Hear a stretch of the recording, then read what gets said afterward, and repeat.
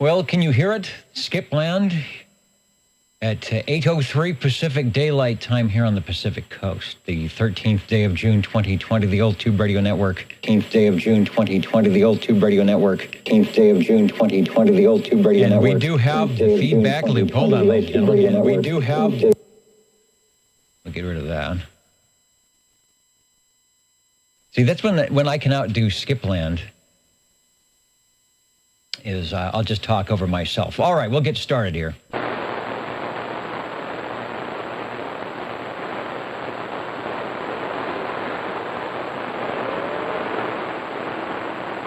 I think it's sort of like hanging a carrier on yourself.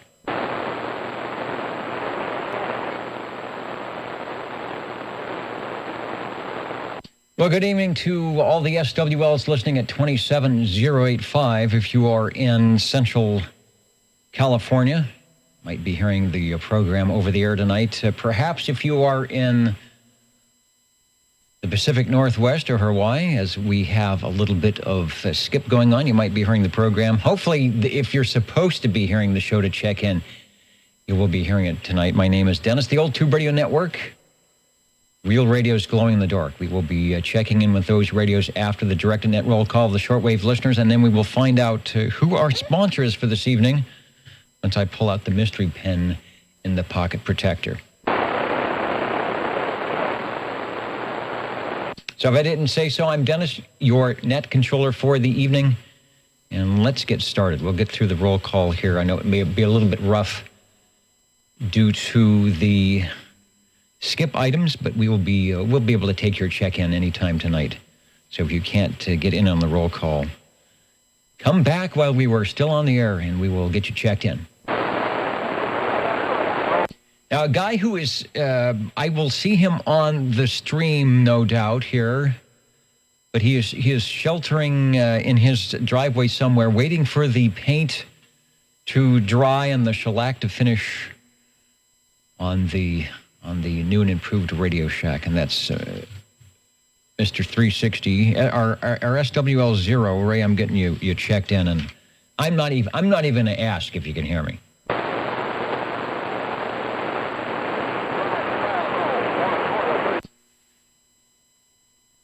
And yeah, the pretty significant echo. That's a mild way of putting it, Brown Doug.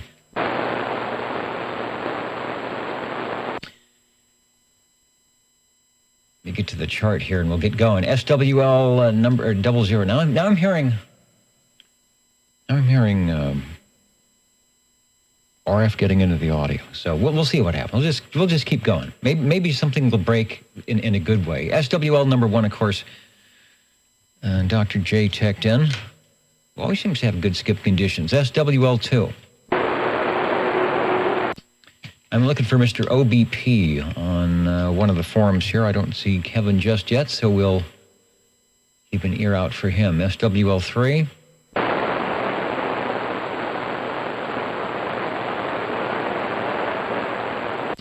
SWL number 4. SWL 5. Shortwave listener number 6. SWL 7. Station. And the station, go ahead, over. Is this, Dennis, number 7, is this Ed? That would be Mr. Ed, yes. Proxy him in. Okay, will do. Sometimes we go over time, and he's able to sneak in and get checked in, but I think he will appreciate the proxy, so we've got it. Good, yeah, it's just poker night. I was figuring that. We'll see how we do here tonight. Directed net roll call. We have radios, the glow-in-the-dark radios coming up after the roll call here tonight, looking for SWL 13. I guess I should keep an eye out on all forums where people might be checking in here tonight.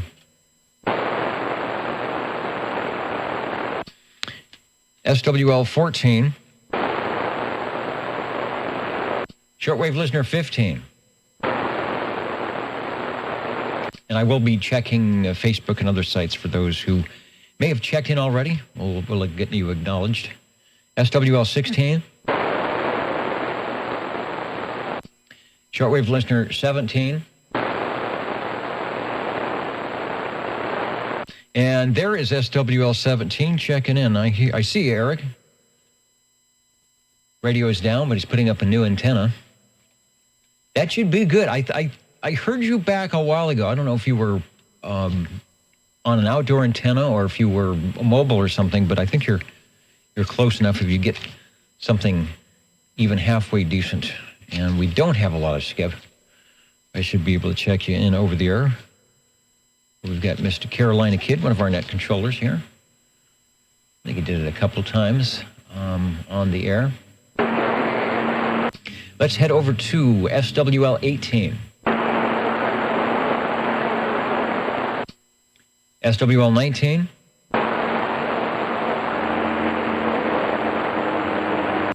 SWL 20. I've got a request for a proxy check-in for Harvey. If you're listening in Harvey on the old Tube Radio Network, Universal Media Netweb, I'm not sure what item you might be. I don't think you're Boston or a Blackburn. Could be Kerman. The unknown SWL. You are wearing a bag over your head, perhaps. Load to Hendersonville, Tennessee, coming up to you.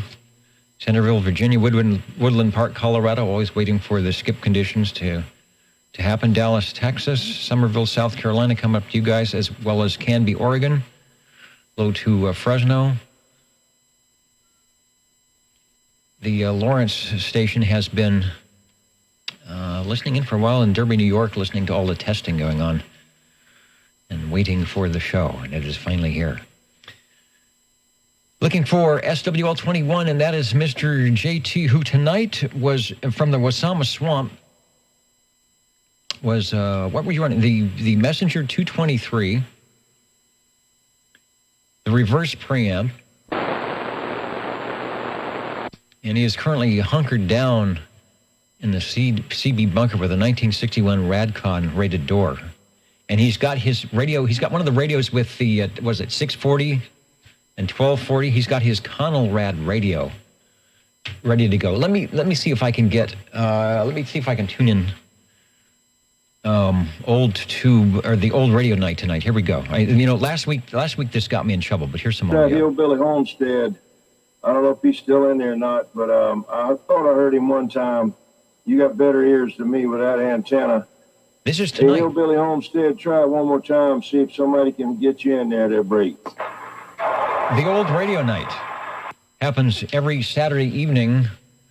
What is it about our time? Pacific time, about 5 o'clock, 5 or 6 p.m., but I know it's a little bit later than that. Sounding good. Working his old tube radio tonight. Thanks, JT from the Wasama Swamps. The ground rod sounds like it's in good shape tonight. SWL 22.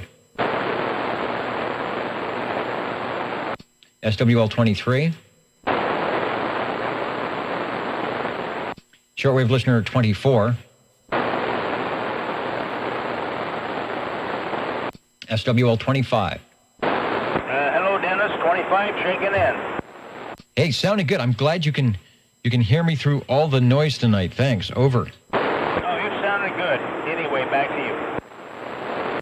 Okay, back to me in the studio, and hopefully we will have some good sounding. Well, we always have good sounding radios. I should say, hopefully we will have a lot of good sounding radios checking in tonight. Thanks for getting in there. Over to page 2 for SWL 27. SWL 28.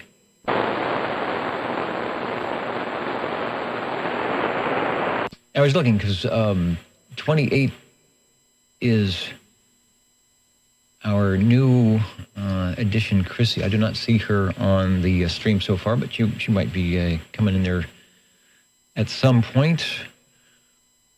Then we go to SWL 30. Oh, I'm sorry, SWL 29. Let me get Mr. Loner checked in. Then to SWL 30.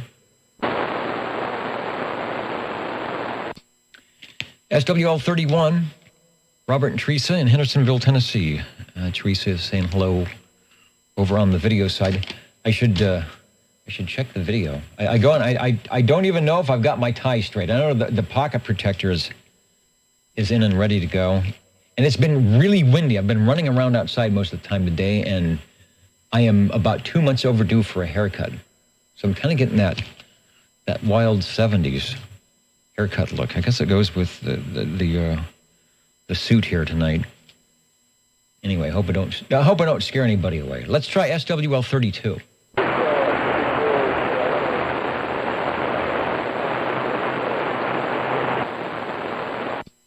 SWL 33 is myself. Bozo Control, the Jingle Singers. Have we heard from the Jingle Singers tonight? Let me see. Let me pause here during the roll call and see if they are anywhere being ready. Okay, I'll see if I can surprise them here. How do you do, ladies and gentlemen? Greetings to you, wherever you are. For music and the latest news from home and from afar, the station for you is OTR, Old Tube Radio. the station for you is OTR. Okay, the station for you, hopefully OTR. It looks like the Jingle Singers were ready to go. I didn't catch them off guard this time, but you never know. So let's go to SWL 34. And if the audio sounds, I can hear it sounds a bit rough on the stream. I apologize for that. There is something going on that, of course, wasn't happening before with some RF and background noise. So hopefully that will fix itself. SWL 35. You know, that's Mr. Bill in Cheyenne. If I'm a smart person, I will scroll my page up, and indeed, there is Mr. Bill on time, checking in from Cheyenne, Wyoming. I hope the Red Monkey trailer is out and about and rolling and providing good cheer and all sorts of little radio goodies for radio operators. I know it is. SWL 36. SWL 37.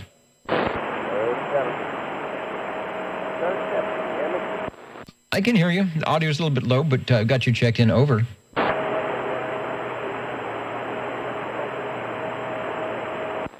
Okay, I didn't hear you that time, but I know you're there. Yes. Hello. We're here. I'm checking in now. Yeah, you're definitely checking in. You got the wiggle meters wiggling. I got you. Over. Okay.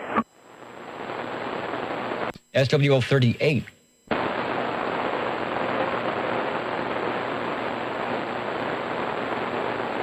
SWL 39. A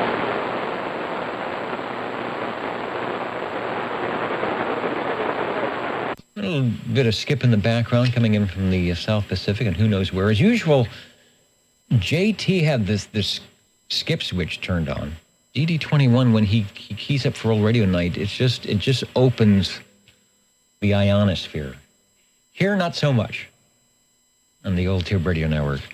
Let's call for SWL 40. SWL 40. Trying not to binge on licorice. This is the don't binge on licorice frequency.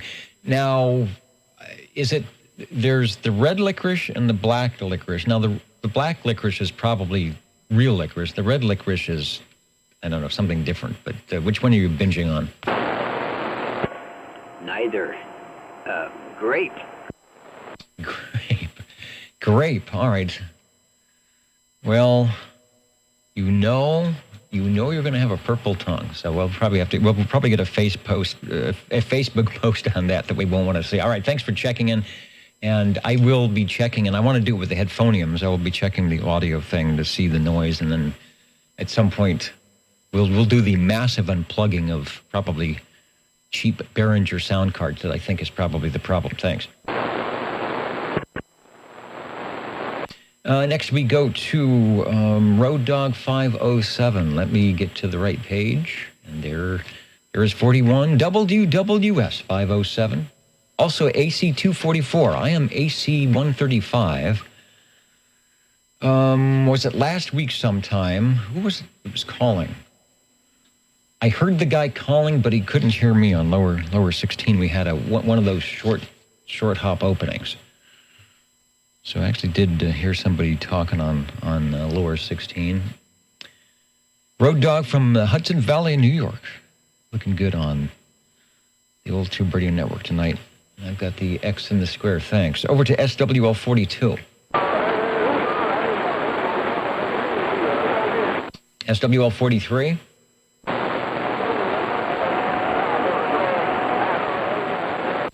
And 44 Empty Shack. Checking in. Yeah, you wouldn't want to be in there, Ray, because there would be. Let's see. I can't do it on the air. I can do it over the internet. Where is it? If you were in the, where's the control? Here we go. If you were in the Radio Shack right now, it would kind of sound like this, because there's just bare walls and bare floor, and everybody would think you had your CB Echo mic turned on and indeed you did not. So get some of those expensive radios in there and it will sound great. 44 checking in once again. Thank you, Ray. Over to SWL 45.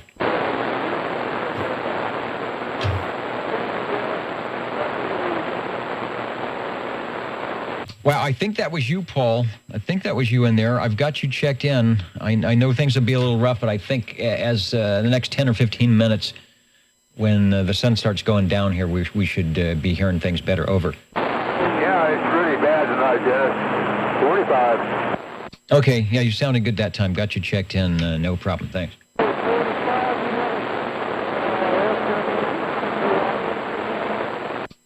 Sounds like they're calling for you. Hey, let's try SWL 46 out of Chowchilla. SWL 47. Good evening, OTR from the Radio Lounge, SWL 47. Hey, sounding good from the Radio Lounge on this brisk this brisk March evening. Didn't feel like, it felt like March today, didn't it? It's so nice out there. I contemplated doing the show tonight from the radio patio, but I got too lazy. All right, well, this is the too lazy frequency. You're sounding good now. We've got you checked in. Thank you. SWL 48. And I know there's going to be some stations that might hear me that I will not be able to hear. So if I don't acknowledge you, if you can, please come back before we sign out tonight, and we'll get you officially checked in because it's still a little bit noisy here. Let's try SWL 49. Hello, Dennis. Big hello to the SWLs. 49er is checking in, and I believe Sweet Mama's waving a hand. Sweet Country Mama's waving a hand as well. Hey there, Dennis. Hope you're having a great evening there. So thank you. Again, hope you guys are doing well and having a good one. Thank you, Dennis. Not necessarily in that order, but we're doing all of that and even more here on the old Tube Radio Network, where the glow-in-the-dark radios will be showing up after the roll call. 49 is in Brian and Sweet Country Mama. Sounding good. Always sounding good. Making it through the skip here quite nicely. Let's try SWL 50. Break OTR. And the break OTR, go ahead, over. Yeah, Dennis, I thought I heard somebody Daryl way out there trying to check in a few minutes ago. All right, let me listen in. I might have been Rush. The old Tube Radio Network. Let me stand by. Any stations that need to check in that I might have missed. OTR is listening. Over. It was 92, Chuck in Madera. Okay, great. I will make a note of that. 92 Chuck in Madera. So that's a good thing. And then, let's see. I think I can check in that guy, too. Hello, 50.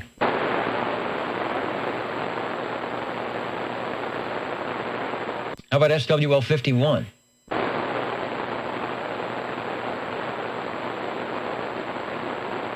Actually heard somebody calling for Dave earlier. SWL 51, Dave? SWL 51, checking in. All right, made it through Through your noise level there, you're sounding great here in Midtown Fresno tonight. Got you checked in. SWL 52.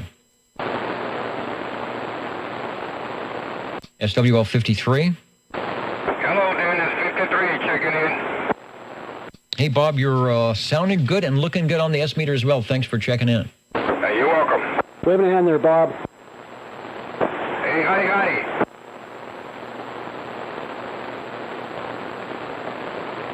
Trying to catch up on my items here. I wanted to say hello to, as we turn to page 3, Jim is saying hello from, is it Porspect? My screen is real far away in Connecticut. Lots of skip. Talked to North Carolina on his 1973 Mobile Midland, one of those 13-somethings, right? I was never good at the Midland numbers. Somebody can rattle them off. I know it's always a 13-something. And I'm not sure if there was a method or to their madness. So if you got the last 3 numbers, you could actually tell what that meant. It was 23-channel or 40-channel radio for an S meter or not. So good on the DX, Jim. Also, Keith, the mighty Sierra Radio from Rocky Mountain, Virginia. Lots of skip on Channel 11 here on the East Coast. Yeah, it was, I always listen to JT and just am amazed at how much skip is happening that doesn't really seem to happen here. It'll come in as you hear for 15 minutes or 30 minutes as it opens up to the Pacific. And then we might, like they had on Friday night, we might get some E-skip and some strange things happening too, so we'll see what happens. We are going to check in SWL 54, Mr. Boardjammer with an X in the square. How about the SWL 55? 55 checking in. Well, I tell you, that radio it sounds like it gets louder each week. I always look at the S meter to think, like, is he mobile outside the window? All right, well, thanks for pulling me out of the skip. You are checked in, M&M. Thank you, Dennis. And Robert, 31, says the skip is so good he doesn't even use an antenna. I've done that before. We have a clip lead. Just stick a little clip lead out of the center part of the SO 239 and see what happens. Who's next? SWL 56. Good evening, Dennis and the net. 56, just for kicks. All right, well, my mouse isn't right. There it is. I was trying to click on 56 to make it official. I had to give the mouse a kick. All right, it's looking good now. Thanks. And I also wanted to say, let me go back to page, what is that, page 1. Mitch has weighed anchor. 23 Skidoo checking in from Santa Cruz tonight with a wave from the waves. He's got his boat anchor. He's got his boat anchor and his boat anchor. He's got his walkie-talkie and a waterproof pouch so he can talk some DX from the green room. I think, yeah, we have Channel 14 used to be the walkie-talkie channel. I think a lot of the Sears had 14. Some of the Midlands had Channel 7. So grab your Space Patrol walkie-talkies with the code key and talk to Mitch over there in the green room. Speaking of which, I gotta see what the Ohio boys are doing tonight. I know they have been doing a lot of work on the green room here tonight. Over to SWL 57.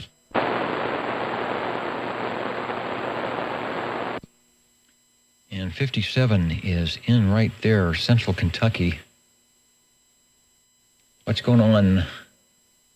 Fireside check-in and a smart. That's right. I saw you on JT's side out by the campfire tonight. He was using the reverse Palomar, the reverse preamp Palomar 300 to roast his weenies on the vacuum tubes, right? And I think you're doing it the right way over the campfire. So thanks for checking in. And Brown Dog Audio says hello from the campsite tonight to all the SWLs and Old Tube radio operators. Next, we are looking for SWL 58. Go ahead, proxy 58 in. He's working that contest. Yeah, I listened in earlier. The conditions didn't seem really good for me. I didn't hear as much, wall-to-wall contesters across the band as I thought, but Jeremy's pretty good. He's good at firing up the wet noodle and making those contacts. Jeremy also runs the Friday night net, the Ditch Banks SSB net, so if you're local or not, and in fact there were some DX going on, tune in lower channel 36 on Friday evenings at 8 p.m. Pacific Daylight Time. What would that be? 0300 UTC.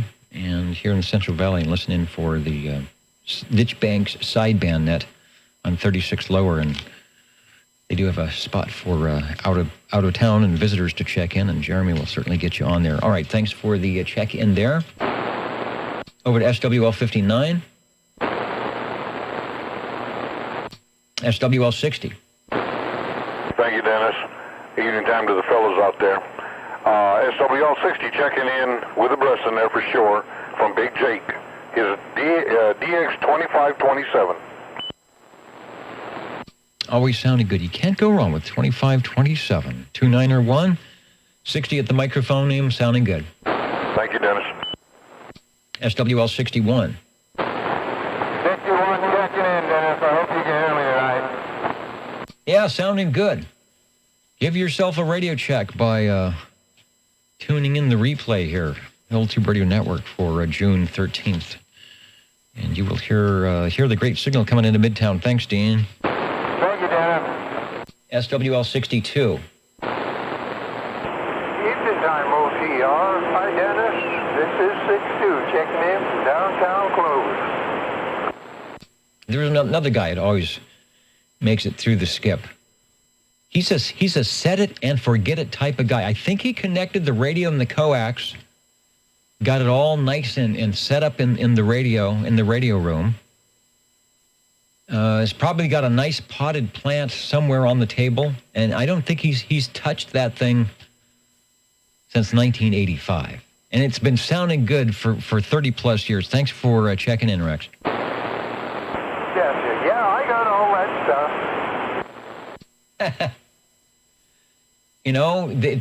It looks like it should for an Old Tube Radio check-in. Thanks, and lucky Lindy at the microphonium and beautiful downtown Clovis. Thanks.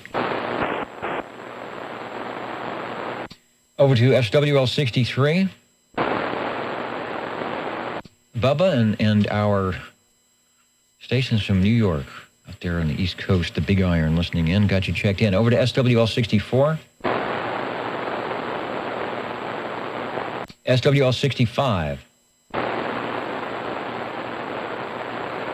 Shortwave listener 66.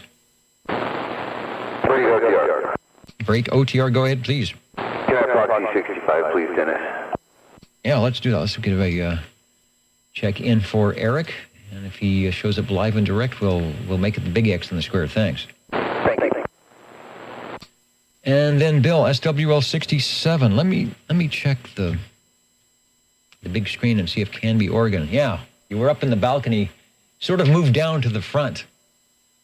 I think he bought the really big, huge box of popcorn, and I think he doesn't want to share. he's up in the front, so nobody can see him up in the front of the balcony there. All right, well, that's okay.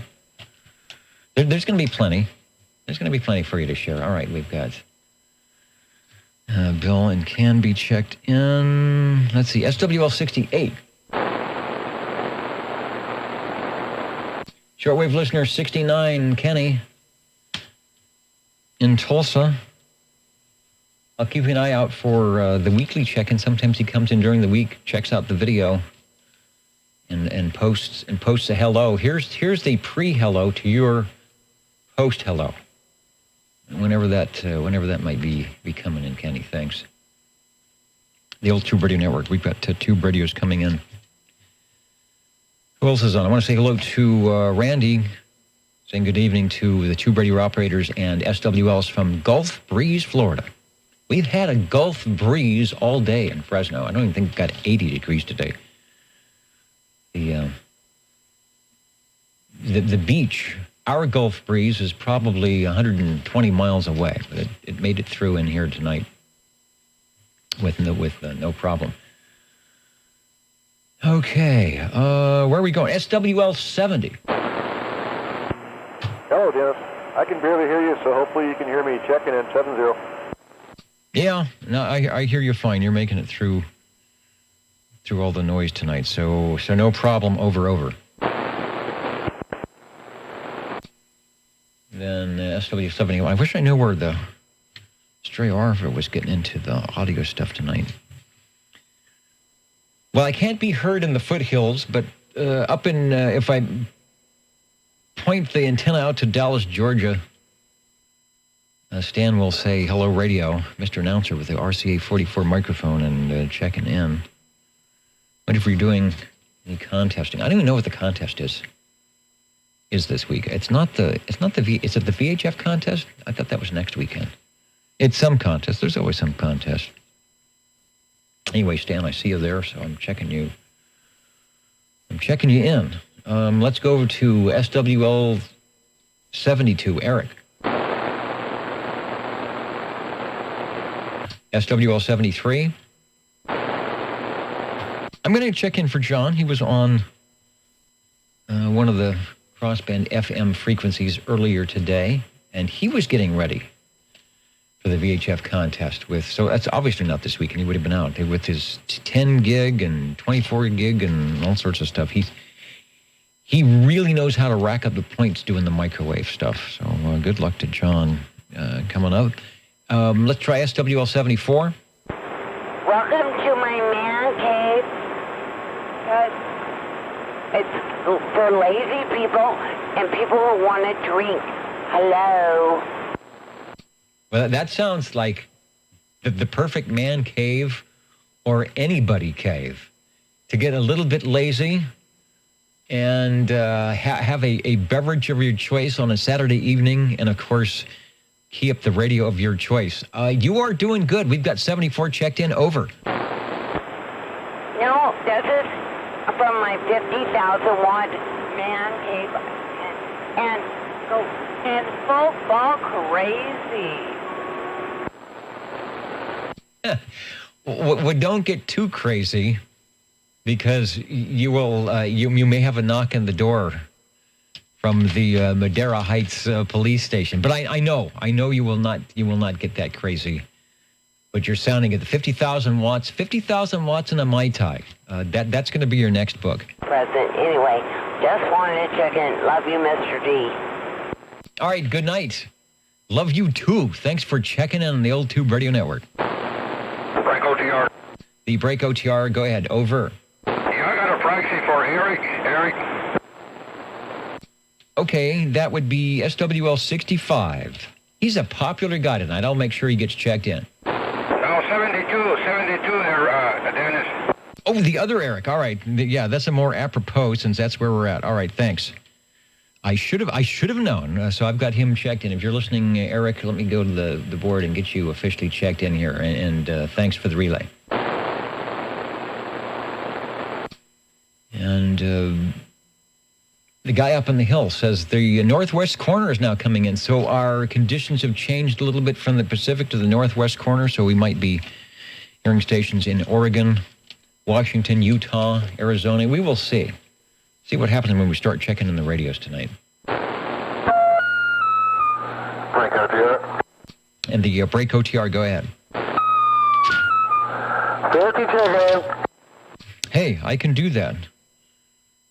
I almost checked you in prematurely because someone keyed up with a Browning right when it was your time for another thing, and then I realized, nope, that wasn't 50. So 50's on now. We got you checked in. Thank you, Mark. We've got you checked in. Let's try SWL 75.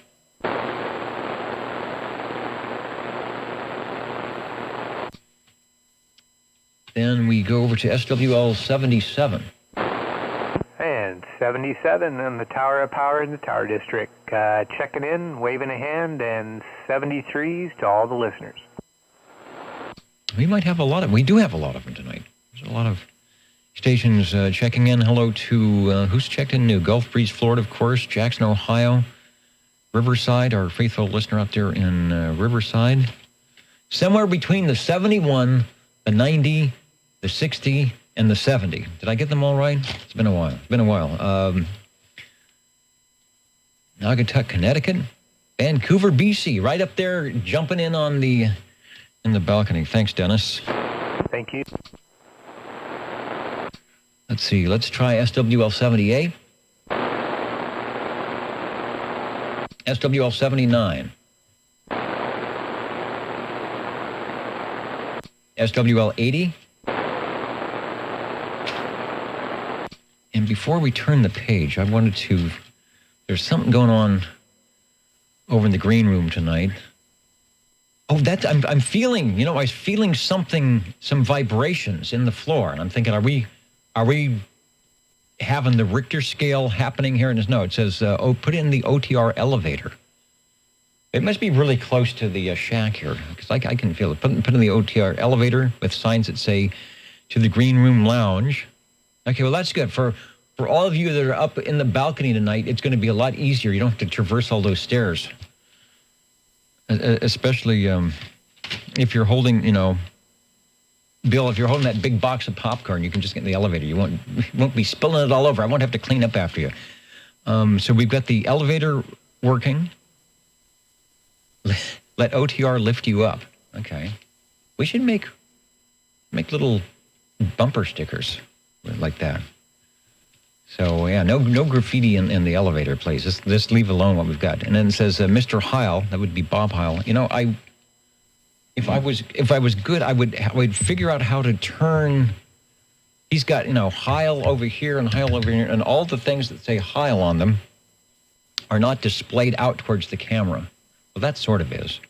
And, being an advertising guy of such, I should really be cognizant of that. So maybe Bob will give us a shout out if I rotate the Heil on us. But we've got Heil microphones now for the jingle singers. And thanks to Bob. And floodlights for the stage. Boy, this is, what? They're going to be upstaging. They're going to be upstaging net control. They got a better lighting than the studio here. In fact, I'm going to have to go and open up the window behind me because the sun was blasting through. So, okay, thanks. Bob and Steve, the Ohio players, building OTR into this metropolis.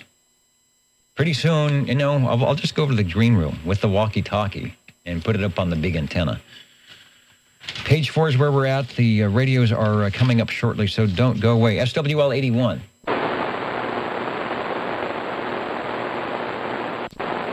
Have to look for Steve Areno on the other page here. SWL 82. 82 checking in from the dish bank served by Ola, and I think 650 is trying to get through there, so anyway, good evening.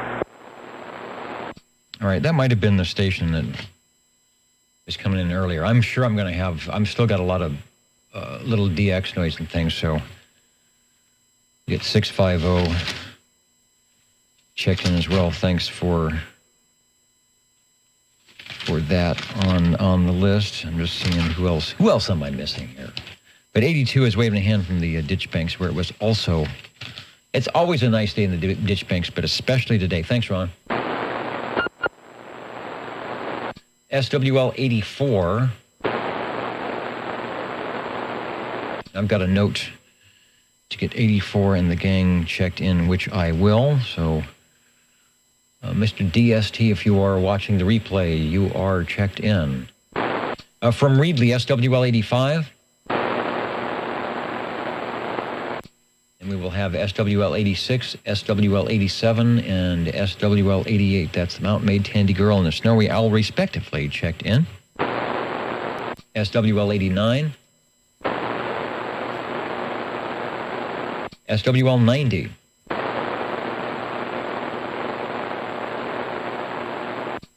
SWL 92. Chuck from Madera checking in earlier. Got a relay on that one. If you're listening, Chuck, we've got you checked in over. Chuck always puts in a good signal. I hear him on the Wednesday night net, checking in. I don't know if I've heard him on the Friday night sideband net, but always puts in a good signal here. Next we have SWL 93. SWL 98. Check it in, Dennis. All right, we had some, definitely had some Monterey weather. Monterey Bay weather tonight. It was definitely what I call summer at the beach. We got you checked in. Yeah, it's great over there. I just went and got the mail yesterday and came back. It's nice over there. Yeah, sometimes the fog will set in a little bit down by Morrow, but everything is good. All right, glad to have you back, and you are sounding good. We got you checked in. Thanks, Dennis. All right, let's see what Cheesy Easy is up. 103, Jeff. SWL 109.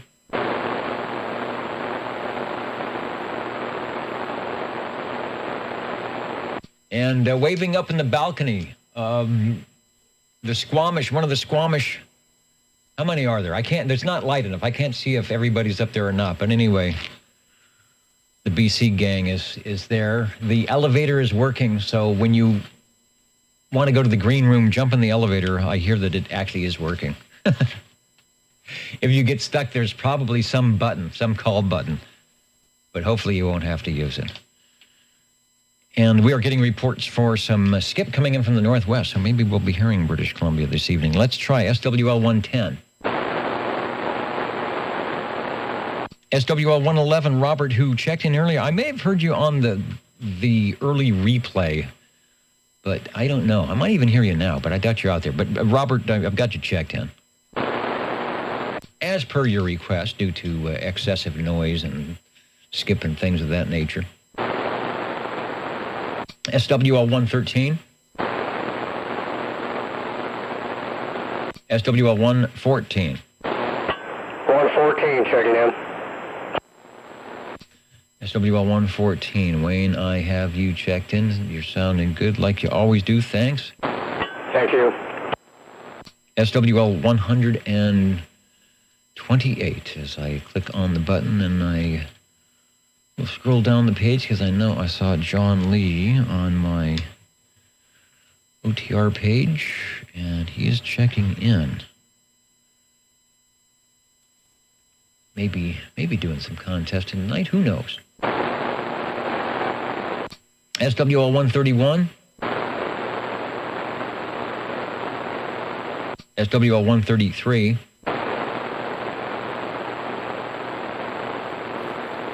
What happened to Dave? I hope I'm just not hearing him. I mean, he's out there, but I'm got some receive issues. He might be working the contest. Let's try SWL 135.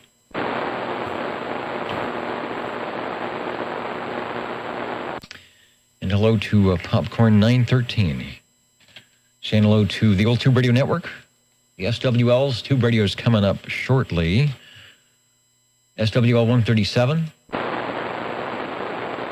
See if Tony is in. I heard you barely, Tony, if you're there on the sideband net, but the audio wasn't working too well. How about on the AM side? SWL 145. Yeah, good evening, Dennis and the net. This is Tony 145. And Course Gold, pretty excited today. Got me at 84% on my extra exam this afternoon. I opted for the new call sign, so waiting on that. With that, I'll pass it back to you, Dennis. Thank you for running the net. Great. Boy, Tony didn't waste any time.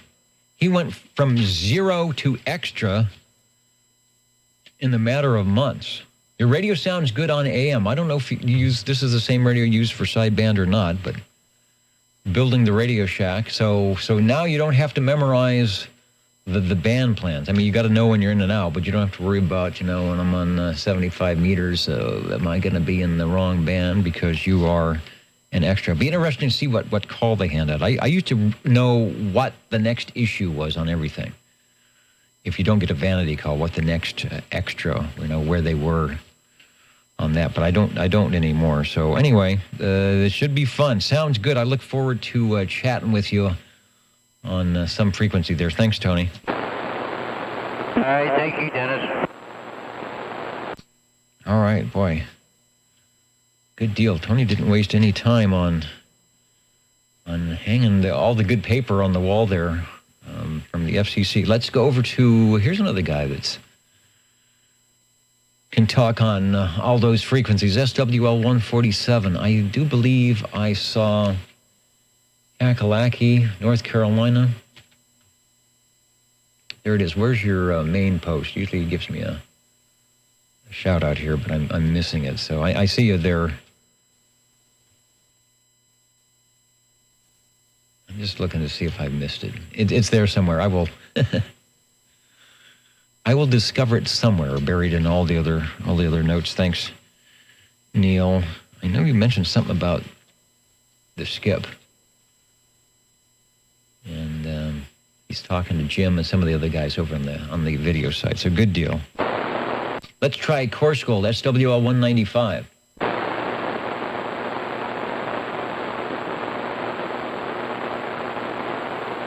Maybe that was one of our Course Gold station. I know it is still busy up on the high altitudes. SWL 195.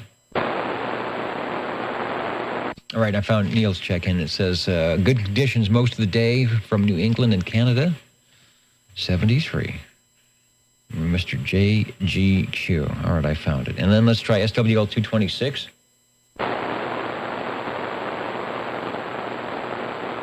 And anyone I missed, it's a little quieter now, so if anybody was trying to get in, I will stop talking for a whole bunch of time here to see who I can hear out there. OTR is listening for check-ins. Over.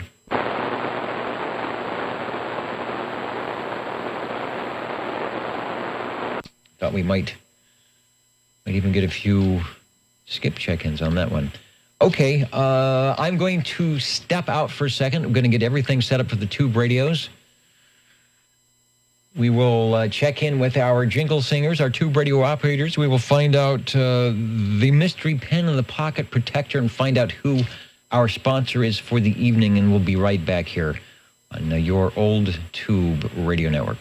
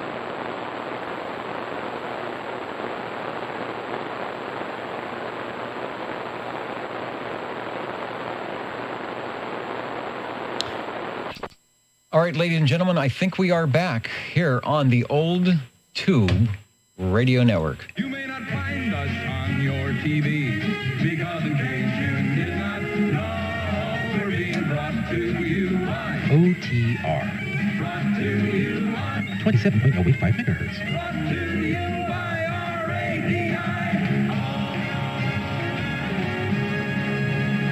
The Old Tube Radio Network.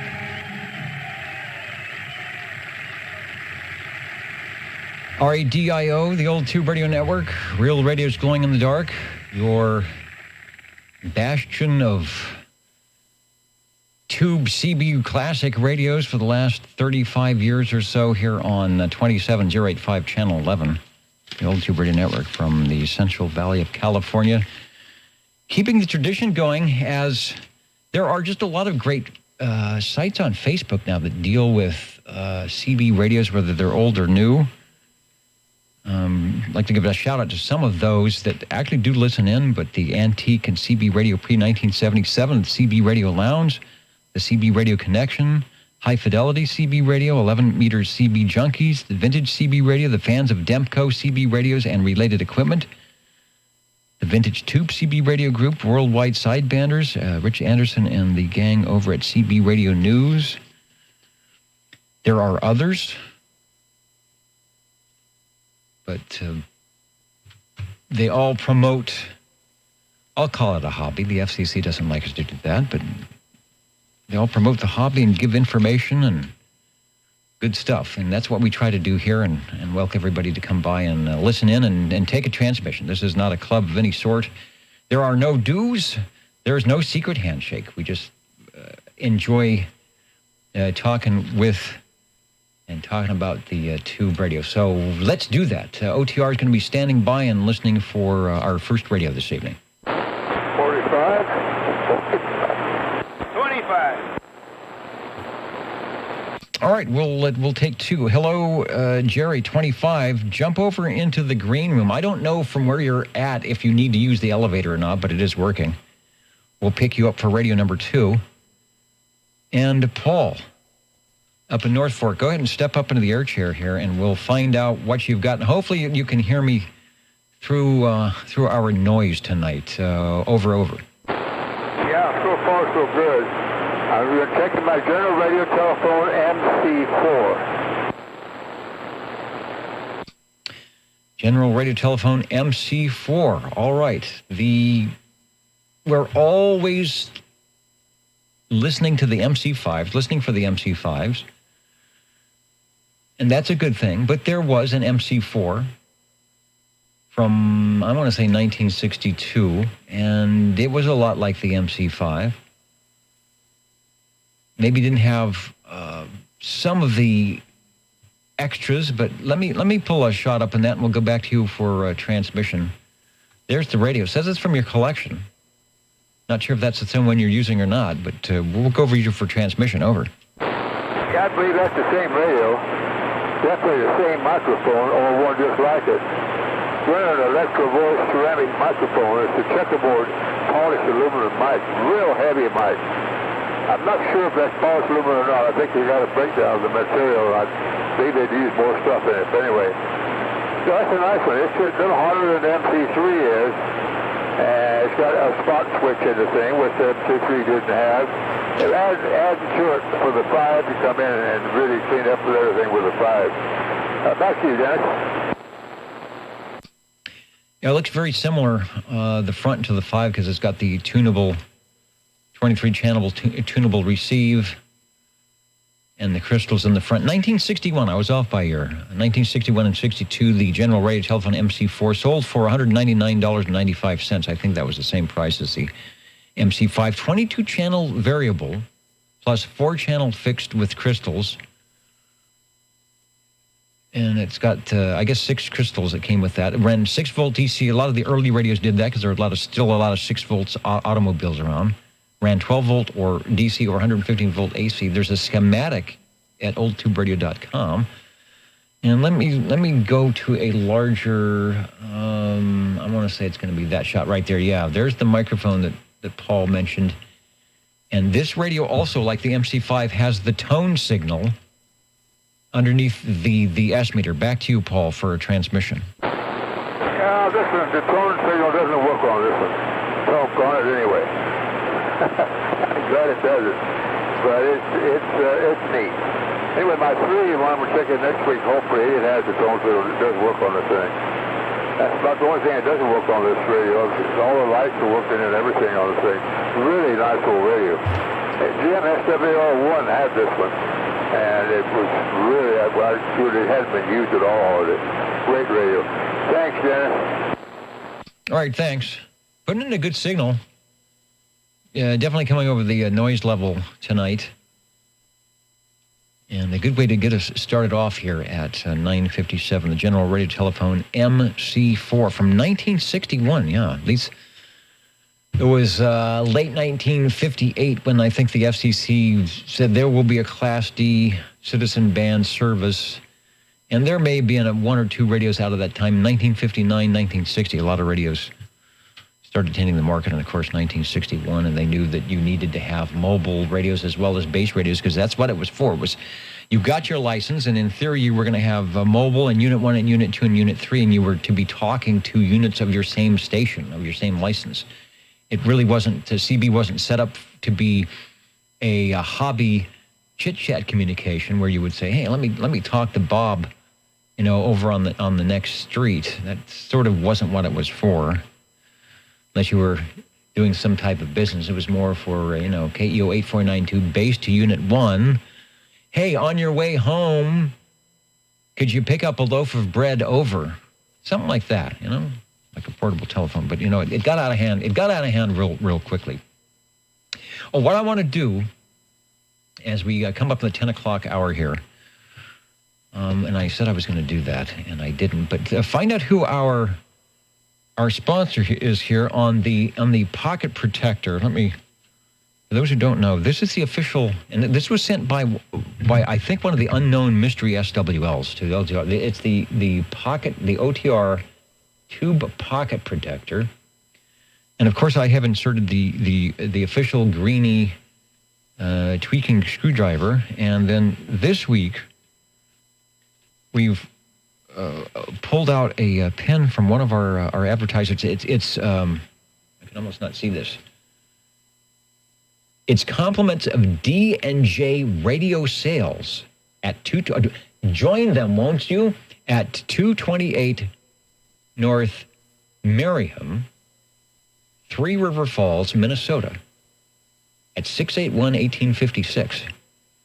So our sponsor tonight is D&J. D&J Radio Sales tonight. Yeah, there they go. D&J Radio Sales out there. And where did I say they were? You've got to know your sponsor, right? In 3 River Falls, Minnesota. Anybody listening from Minnesota tonight as I set my headphoniums here? Oh, I guess I should put it in the Pocket Protector. That's what the doggone thing is for. All right, Jerry, you have made it into the air chair. Over. Roger, Dennis. I was just watching the video, and I'm laughing. I'm surprised you didn't have a golden screwdriver in the pocket protector there. Anyway, I guess it's just fitting, and Paul, I hope you're listening, that we follow up the MC4 with the MC5 from downtown beautiful Burbank, California, from General Radio Telephone. Over. A perfect way to do it. And I have a shot. We had the MC4. Let me get the MC5 in the queue here. And the right to screen. There it is. Oh, it looks a lot like the MC4. So what possibly could be the difference? Take a transmission while we find out why one would want to upgrade to the MC5. Go ahead. Okay, Dennis. Anyway, I know it's not supposed to be with a power mic, but that's what I'm using. I'm using a Turner Plus 3 on it, Turner Plus 3B. But I got it turned way down, so hopefully it's sounding okay. But I was looking at that picture, too, on the face of the MC4, and I couldn't tell a lot of difference, but I didn't pay attention to the external crystal socket on below the tone signal switch. I can't recall if the MC4 had that. That is a good question. And if I was a good net controller here, I might be able to swap between the two pictures. So those who are watching the video, you'll see it. If you're at oldtuberadio.net, it'll also show up in the picture there. So there's the MC5. It's got the crystal 1, 2, 3, 4, 5, 6 selectable on the transmit, the crystal socket below the tone signal.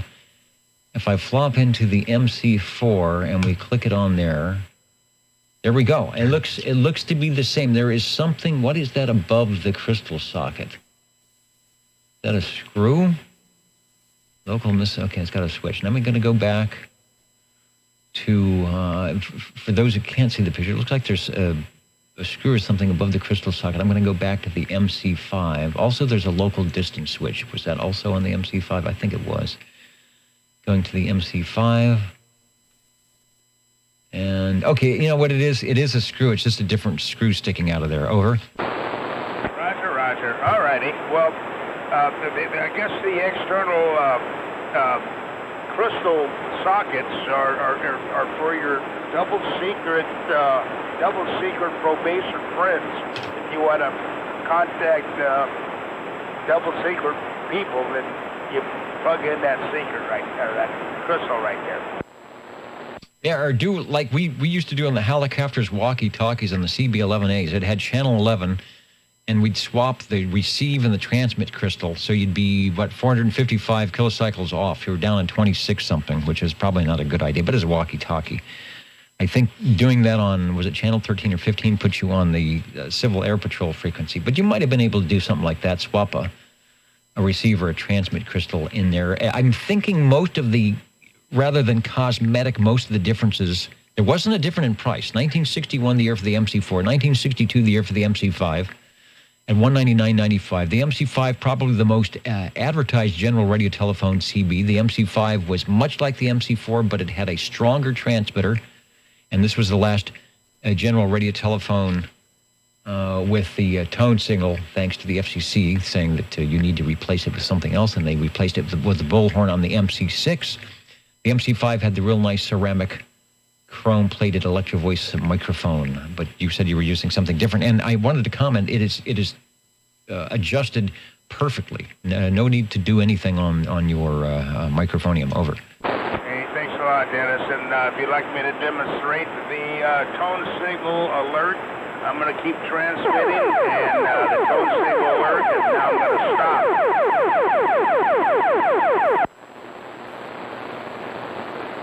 Okay, I was going to say, do that again, but keep the transmitter keyed up. I want to see how much movement there is on the S meter, because typically that tone will modulate your radio to 100%. Okay, I'm transmitting right now, and I'm going to keep transmitting 10, 9, 8, 7, 6, 5, 4, 3, 2, 1, and the tone signal is on, and now it's back off. Okay, doesn't affect the signal too much, so I think your modulation is pretty much 100% all the way around. General radio telephone MC5, the radio that you just heard moments ago. I was thinking if we had, okay, here's an ad. Let me put up the full page ad. There we go. You know what? I have to do extreme close up here. Where did it go? There. Oops, that's the wrong way, Dennis. Here we go. Progressive technical advances created the general radio telephone MC5. You can write for a schematic and complete technical manual. The world's most advanced 11-meter two-way radio. 3.25 watts minimum output, high-level modulation transformer for unparalleled talk power, Zener diode. Well, there it is. Here it is. It's the secret new Zener diode shunt noise clamp and series gate limiter circuit. What's in there? That's why it seems so stealthy, and all sorts of things. There was optional accessories. The crystals were $295 each. 90-day warranty. Burbank, California. General radio telephone. P.O. Box 3501, Burbank Boulevard. Take another transmission. Thanks for bringing it by. Hey, thank you, Dennis, for checking it in, and thanks for what you've been doing for 35 years. And my hat's off to you. Anyway, back to you, Dennis. Okay, my hat's off as well, although I should be wearing one, because the hair is a little bit wild tonight. You're listening to the Old Tube Radio Network, Real Radio's Glowing in the Dark. We are checking in the classic Tube radios tonight. I want to say hello to Rob, who's listening in from Colorado, as he always does, often does, mentioning that 10 meter is wide open the past few days. Yeah, we had Friday night before the sideband net. I tuned up there and was listening to beacons, the 5-watt CW beacons from all over. Not hearing much from Cali. There is a beacon, just make a note of it, on 28, I'm going to say it's 299, 28300. It's right at the end of where the beacon's in. It's at K6FRC, and that is, where's that? It's in Central Valley, but it's north of here. So if you hear that, if you hear the, I think it's K6FRC beacon at 299, I'll call it that. It may be off a little bit. That means conditions in this area might be coming in. I don't think there's any beacons any closer than that. Let's see, who else is out there? Randy saying hello. I've got these new headphones, and I'm trying to get the cord so it wraps around behind me. There we go. All right, who wants to be radio number 3? 60.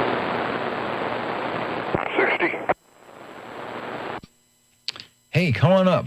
Jump into the air chair there, Joe. We will catch you at about 10:10. Whatever you got sounds good. Over. Thank you much, Dennis. I want to check in my messenger, Johnson Messenger 223. Doggone it, I confused myself again, turning the squelch. And it clicked on, and I ran it too far. I didn't hear any sound. But the 223 on a stock mic. All right, E.F. Johnson. That's Edgar F. Johnson, the Messenger 223. I haven't run my Messenger one for so long. I know that very thing is going to bite me as well when I turn the thing on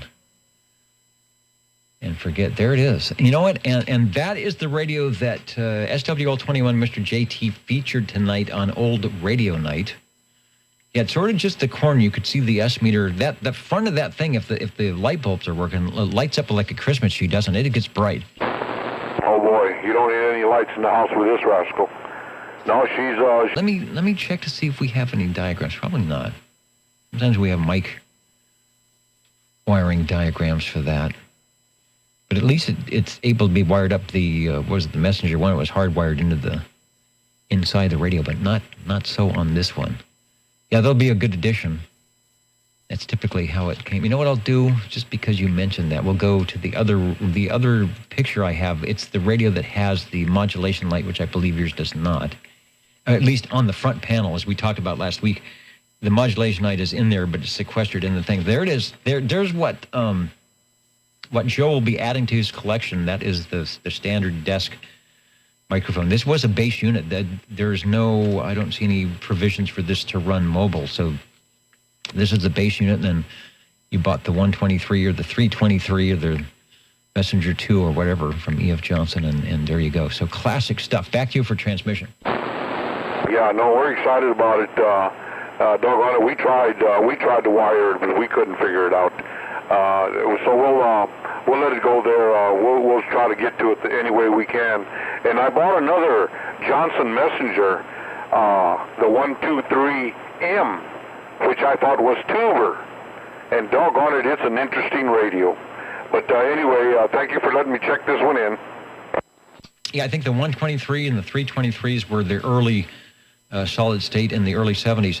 I think that radio, and JT, if you're listening, you may chime in on this, and I think Mr. Ed, who has one, says it as well. I think that's electronic switching. What does that mean? That means the way you know it's electronic switching, when you disconnect the microphonium, let's say you've got the radio set up and the squelch is set up properly and you are hearing static or noise or your favorite CB radio buddy, if you disconnect the microphone, you lose the receive audio, and that is electronic switching. So there may be some interesting differences when you're doing electronic switching microphone hookups. There used to be some microphones that had this little switch on them underneath. If it was electronic or relay switching, that you would have to slide. But I don't think that's the case with that one. But keep in mind, I believe that is electronic. Or I'm sorry, that is yes, electronic switching. Okay, yeah, no, I didn't see any electronic, any kind of switches underneath. So we're not. I think we're okay there. I think it's a plain stock mic. From inside the wiring and everything, it was all stock, no switches. But anyway, we're excited. We'll have it hooked up here, hopefully for the next round. But doggone it, I'm excited. All right, that's good. I actually have you recorded with this microphonium on the audio recordings and on the video recording as well, so you'd be able to kind of do an A/B comparison when you change the microphone. Listen in that way. All right, very good. Radio number 3, Joe is on the E.F. Johnson Messenger 223 and slowly but surely building up his tube Radio Shack. I should say classic Radio Shack. It doesn't have to be tubes. It is now the 21st century, 2020. So if you have those 23-channel radios, whether they're tube radio or solid state or not, you've got a definitely nice vintage collection going your way. Thanks for bringing that one by. Thanks, Dennis. Appreciate it. We'll let the next one go. All right, and there'll be more. Before we do that, the Jingle Singers who are enjoying the always new and improved green room are saying, let's try what they do best, and they'll tell us about the favorite place to be on Saturday evening. How do you do? Ladies and gentlemen, greetings to you, wherever you are. Your favorite slot on the dial by far is known to you as OTR, the Old Tube Radio Network.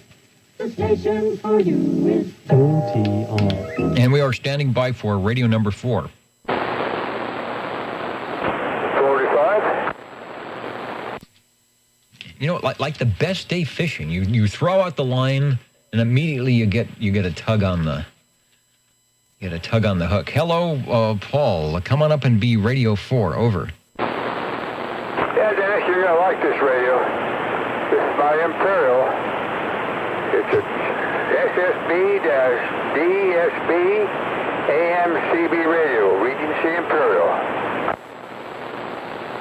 Oh, yes, definitely the Regency Imperial, my first tube radio, the radio that I used when we started jumping down here on Channel 11 back in the early days. Let's see, I'm trying to get, okay, I do have a picture. It's maybe not the greatest picture, but we'll get it fired up here and put in on the queue. I like the sound of that. The double sideband radios have a way, you can almost make them sound like sideband if you modulate them too much, but you're doing yours quite nice. If I can click on the right buttons here, I'll get a picture of it for us as you give us a transmission. Yeah, okay. Well, you know, you can tune the final on that right-hand knob down there, and that tunes you each probably get more wattage, which you do get more wattage out, and you get modulation. You can do everything on that. I got this thing set, hopefully about 98 points modulation, not jumping much into the 100, but just once in a while. That's steady hold of that. It sounds about the best for it, I think.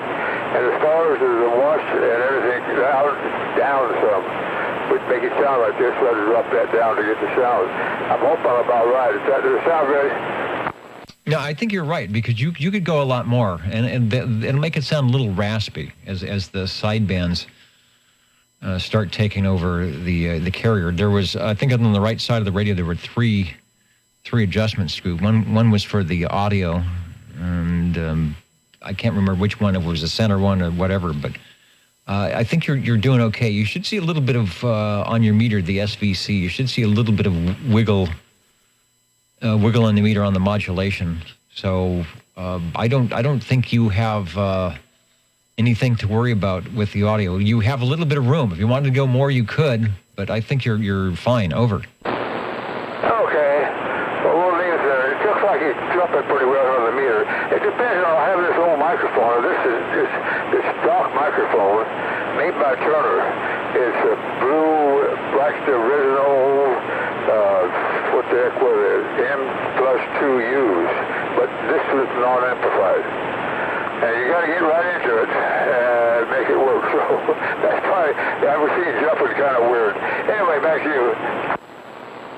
Checking the S meter, it looks like it's close to maybe a little bit more than the MC4 on the signal. The audio is good. It went to the Orban loudness meter, and you're right at -14. I sort of set it up that if someone comes in, close to about 100% modulation, they should bring that meter up to -15 or -14, and you're right at -14. So I think you're fine on that end. What we maybe did or didn't mention on the Regency, as Paul mentioned, SSB-DSBM. What does that mean? Double sideband suppressed carrier. So it runs a reduced carrier on AM. Typically, I think you would tune it up to about 1.5 watts or maybe 2 watts. You could go higher, but as you modulate, you will notice a increase in the average power, or I guess they call it RMS, but the average power through the suppressed carrier. Modulation very loud that way, and it also does sideband, but it does double sideband. From 1967, 66 or 67, I think the Tram Titan 2 also did double sideband, but channel 16 was sort of the sideband channel then. I had one of those, and the only problem with that radio is people started using sliders on 16, so when you're on sideband with double sideband, your signal is 6 kilohertz wide. The typical single sideband is 3 kilohertz wide. So when people started moving off channel with their VFOs, when you were transmitting double sideband, you inadvertently started interfering with somebody who was off the channel, off frequency a little bit, as they were sliding up or down towards the RC channel below 16 and between 15. So that was kind of a bummer. But other than that, it sounds good on sideband, and you can hear it sounds great on AM. Back to you. Yeah, I love the receive on the thing too, Dennis. It's really strong, which makes it even better, especially on a night like tonight. It's kind of calmed down. I hope it stays that way. Anyway, well, that's about it. It's got that gold crown on the thing, and like I say, the color is really fantastic. It's got on the back of the thing, it's got the corrugated, not corrugated, but it's wide open, just about with airflow. It's perfect. So they did a nice job, and I really like it. Thanks for checking it in. One of my favorite radios, like I said, my first radio, I have one here. I have a problem with the synthesized crystals. I have blocks of them that go out, so I lose. Unfortunately, I've lost channel 11, so it's channel 5 and 9 and 14. They go out in blocks of 4, depending on which crystal you use for the synthesizer. So I used to know how to tune that. You had my little tweaker I could put in the case and adjust the sideband carrier offset so that your RVFO would go at 10 o'clock for upper sideband and 2 o'clock for lower sideband and all that good stuff. I'm sure I've forgotten all of that. And the neat thing about that, too, if all the lights are working on your S meter, it's the typical, white light lamp. When you hit the transmitter, I believe the S meter turns red. Do you remember that? Yeah, you bet it does.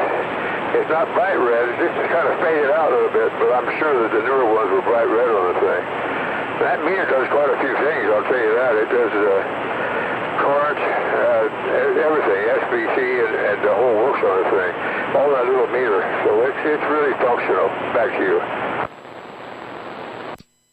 Yeah, it was very kind of a technical radio, so you could, it has the final control. You can dip the final to tweak the radio, as it were, and they gave you the knob in the front. The other thing you could do, and I used to do it a lot when we were talking to, neighborhood people on walkie-talkies, you could crank that thing down to 100 milliwatts And if you're talking to somebody 2 blocks away, you wouldn't mess up the frequency elsewhere. So very, very cool radio.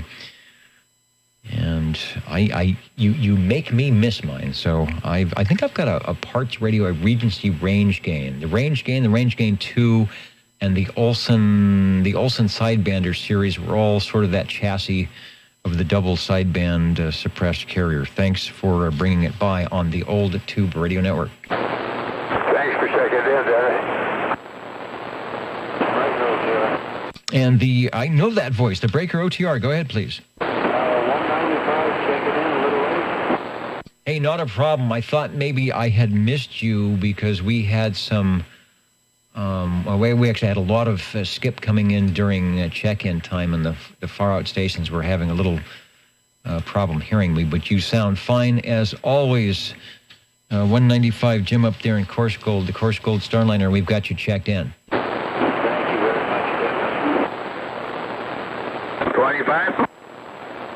And 25, step up. I can almost talk tonight. Step up into the air chair. You will be Radio 5. And I want to see, was there another braking station? Okay, that might have heard somebody out of Seaplan. Oh, also, while you're stepping into the chair and I've got the video on, I wanted to, someone asked the question here, and I've explained this before on my S meter. There is noise, as you can hear, but when I unkey, the S meter running at about S6, and I actually have the RF gain control set to back off my standing noise a little bit. Let me give a demonstration here, and I do that for the SWL so they don't hear the full noise. But here's what I do.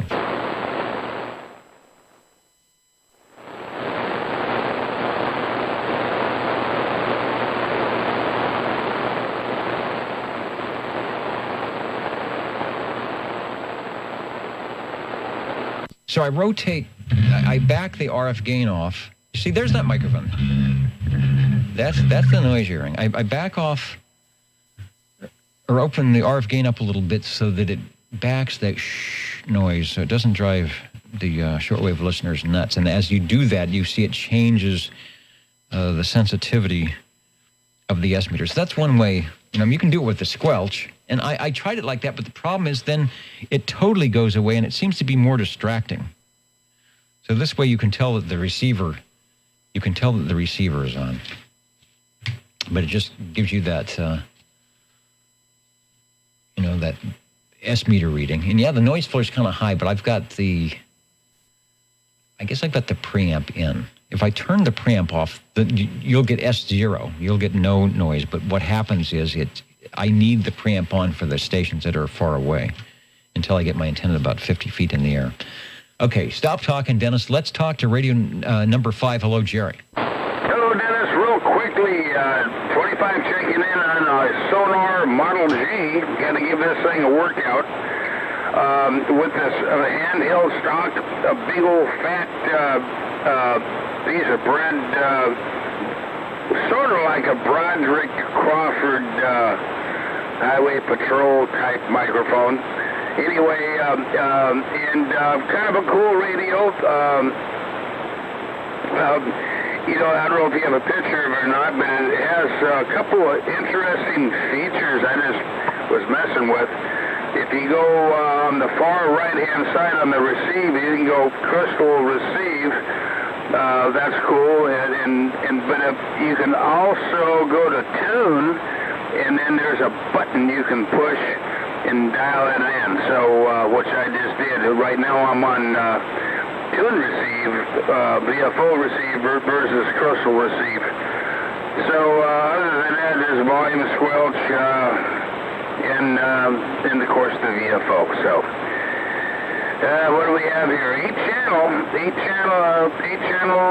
crystal and stock microphonium, and this particular Model G came with the internal speaker. I guess that was an option. I guess if you were going to mount these things in a Riviera, 1966 Riviera, or 442, or Oldsmobile F85, or maybe even an AMC, whatever they made. Then you probably want an external speaker. So anyway, back to you, Dennis. Thanks. Yeah, this will look good in your Pacer. The Pacer was a big car, or your Gremlin. It might be a little big for the Gremlin, but in the Riviera, the Riviera, my 70 Riviera has a speaker embedded in the back seat. It had stereo, but instead of separating them left to right, they put a speaker in the front, which was horrible. It was, in the dash. And then they put a really cool one as an ornament in the middle of the back seat. And so that would probably be where you'd have the glorious audio beaconing out in the car. And a great description. I had the close-up up, and there is, if you're looking on the video or the picture up on the left side of the S meter, is that crystal switch that Jerry was talking about. I will ask you a question. You can see the receive. That's the knob on the bottom. It goes 1, 5, 10, 15, 20, which for the channels, and rotates around. Then you have 1 through 8 on the rotating channel crystal selector. Your audio is great, by the way. That's that push-pull audio. I knew you were on the sonar as soon as you keyed up. There, it looks like there's a little space or something where you can maybe either stick one of those Dymo labels to know what channel you are on, or maybe write it in on a pen or a pencil. Are there, on your channel selector squares there, are the channels actually written in? Did someone write the channels in for you? Oh, yeah. And the old, I don't think they make them anymore, but there was those little... what do they call those things that you could, you squeeze your handle and punch out numbers or punch out anything you want. But yeah, this one has, on 1 has 19, 2 has channel 1, 3 has channel 9, which is, of course, the emergency traffic or emergency CB channel.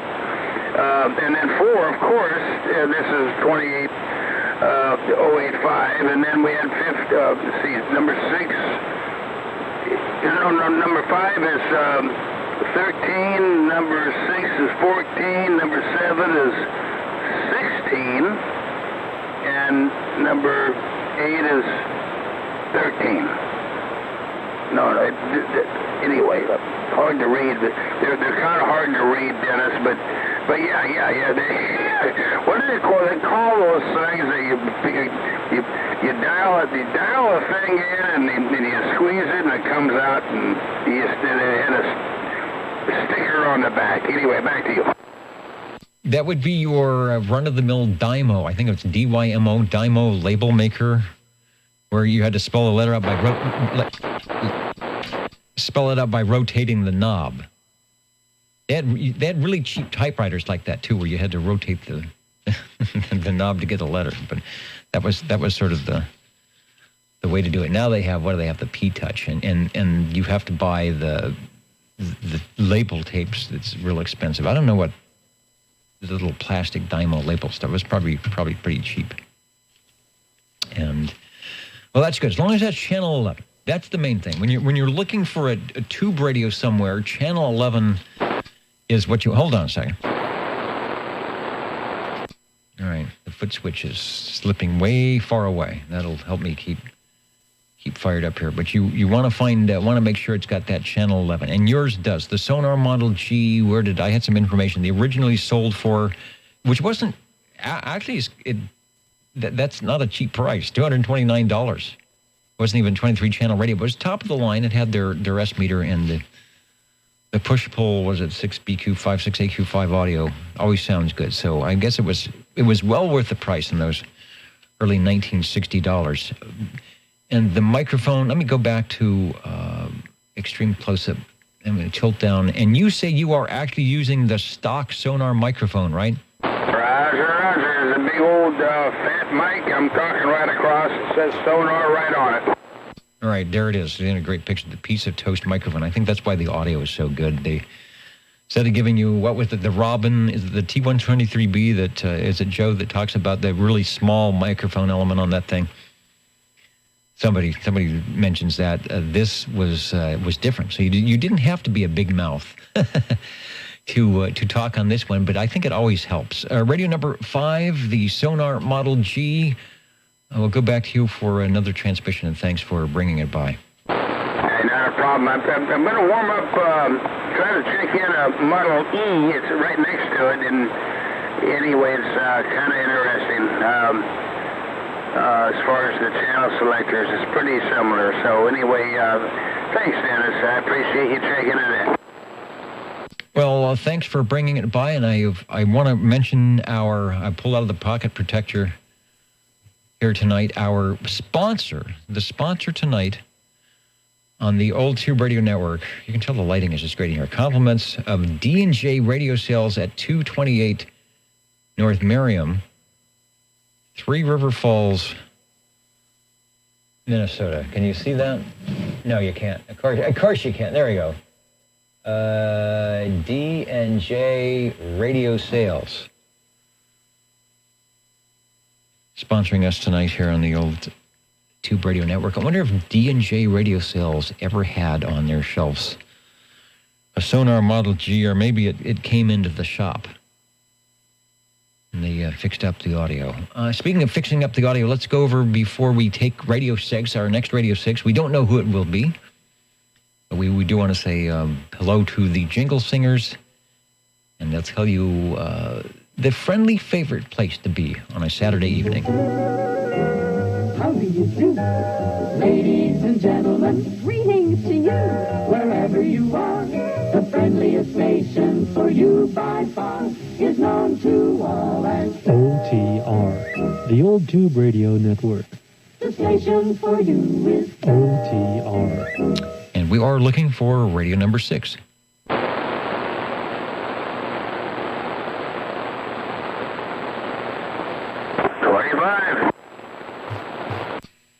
Okay, I'm just listening to that noise level tonight. It keeps coming up. It keeps threatening that there might be some last-minute check-ins from out of town, but we certainly like the ones locally because they're a lot easier to hear. So go ahead, over. Yeah, okay, real quickly, I didn't hear anybody else check in, so I had this one heated up. So it's Sonar Model E. And, boy, the only difference, well, actually a bunch of differences between the G and the E. First of all, this has a speaker in the front. There's no button to push, but it does have either crystal or tone on the lower right-hand side. And by the way, Dennis, same 8-channel. This one's got Channel 2, Channel 9, Channel 10, and of course, Channel 11 on 4, Channel 13, Channel 16, and Channel 19, and Channel 21. By golly, I mean, that Channel 21 must have been a popular frequency at one time. So, anyway, giving these old sonars a workout, and back to you, Dennis. Thank you. Still some great audio. The picture I'm showing is from Cliff's collection, and it does have the Dymo label maker affixed there, because once you printed them out, I think you peeled off the back, and it stuck right on there. And I agree with you. Notice this other one that we're showing is 9, 11, 13. 9 and 11 seem to be popular channels. 9, of course, because of the emergency channels. The rumor has it that 11 was a call frequency, although I have yet to see any FCC designation for that, or some, historic gentleman's agreement that's what that was for. That's what that was for. But that's why you see 11 a lot. That's why you see 11 a lot, and then like you mentioned, 21 as well. So hard to say if it's a regional thing or if it's just. That was the cheap crystal. Maybe they went on sale because nobody was buying. Nobody wanted 21, so they used to put them on special, and so everybody bought them then. Take a transmission. Yeah, okay, Dennis, thanks. The difference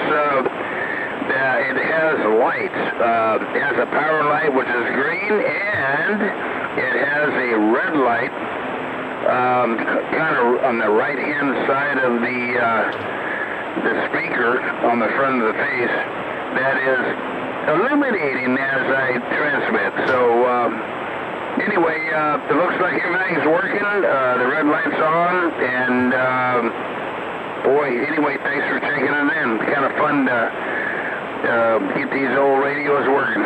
So anyway, thanks for checking it in, Dennis. Back to you. Thanks for bringing them by. And the radios could speak. They might say that it's nice to be checked in. I backed out on the shot a little bit. This is showing, and someone might have this that's watching this radio. The Sonar Model E does not have an S meter like the later Model G did, but there was an external meter that went with it from Sonar, and there is the official signal strength meter that set up with the Sonar. And then, of course, when they came out with Model G, it was built right in. The red light and the green light, I see that. There used to be a show that I watched when I was just a little net controller. It was Engineer Bill. I think it was on Channel 9 in LA, and they had a show called, or a segment of their children's show called Red Light, Green Light. It had a stoplight, regular traffic light, and then it involved drinking milk or not drinking milk, depending on whether the light was green or red. I don't know why I mentioned that, but it brought me back. It's probably about the same time that was on when this radio came out in the early 1960s. The Sonar Model E, sounding very loud. It's recorded for your audio pleasure. Thanks for bringing it by. And thank you, Dennis, and we'll be standing by.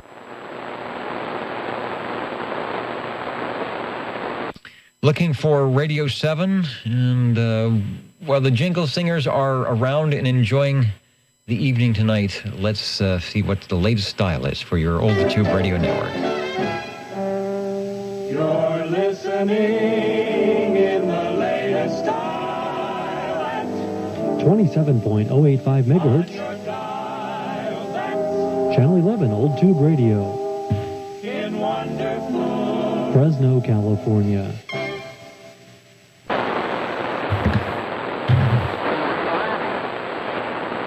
I hear somebody in there. This is OTR, over. Yeah, was that 25 or 45, over? 45. Yeah, I hear you. We'll let's give it a shot. Let's give it a shot. It's strange. I don't see you on the meter, but I hear your audio, over.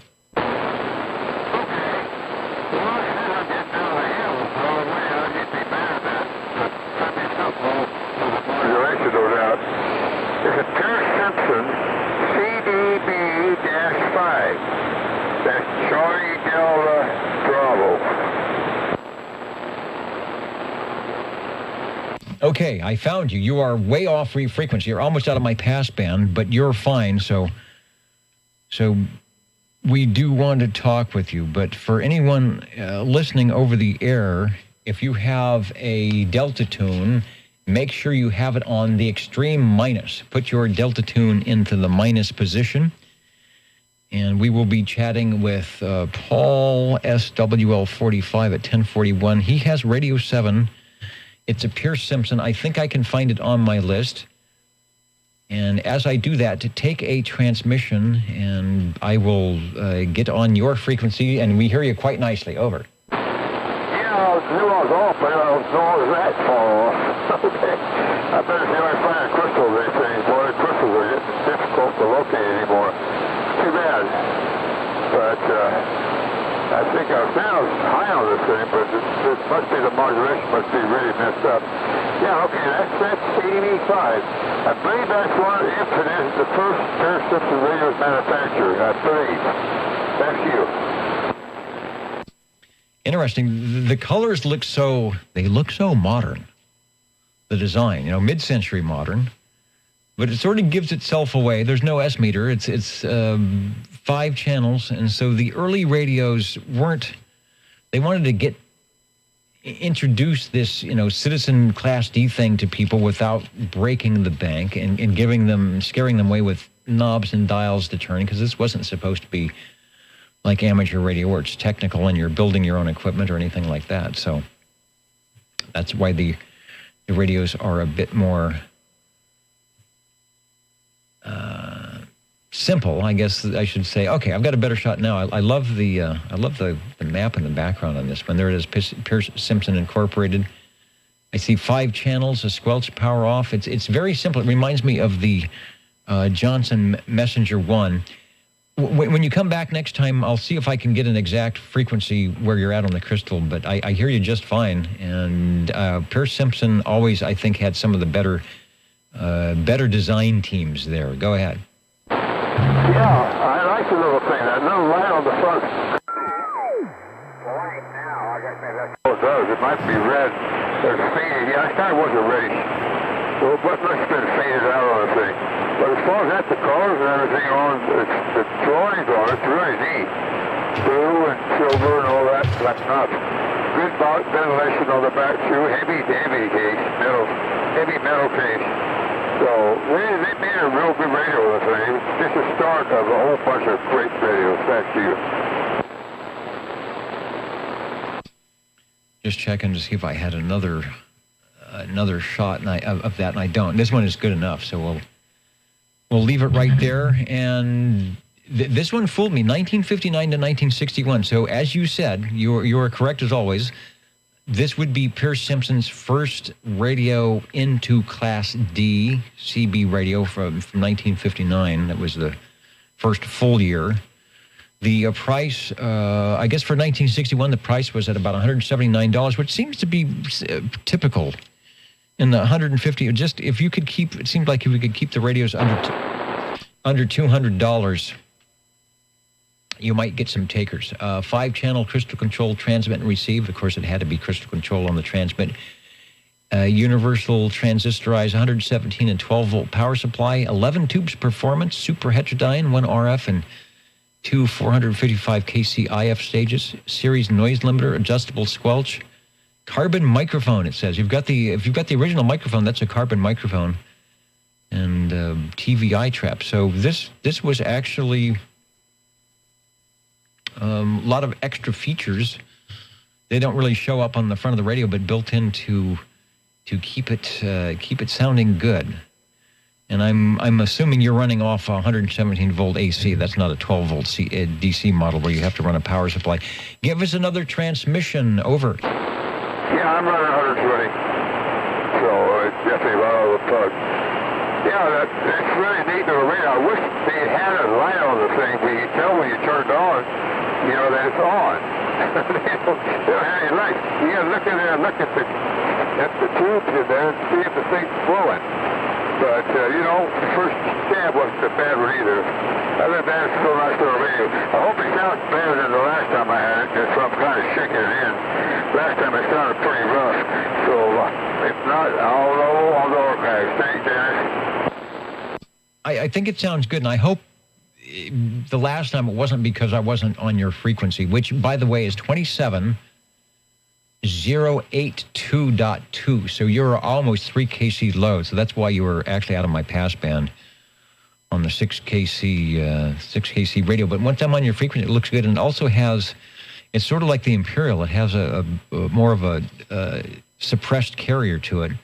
Your fully modulated carrier is up with the rest of the radios, like the MC4 and the maybe not quite as high as the Imperial, but when you're not talking, it's down below S7. But that gives it that audio punch. So it is no slouch in the audio department, even if it has a carbon microphone or not. Radio number 7, the Pierce Simpson CDB5. I'm not sure. I was looking to see if I could find out what the moniker was for that. So the CB part I can get. The 5 I can get because it's a 5-channel. I don't know what the D would be in there for.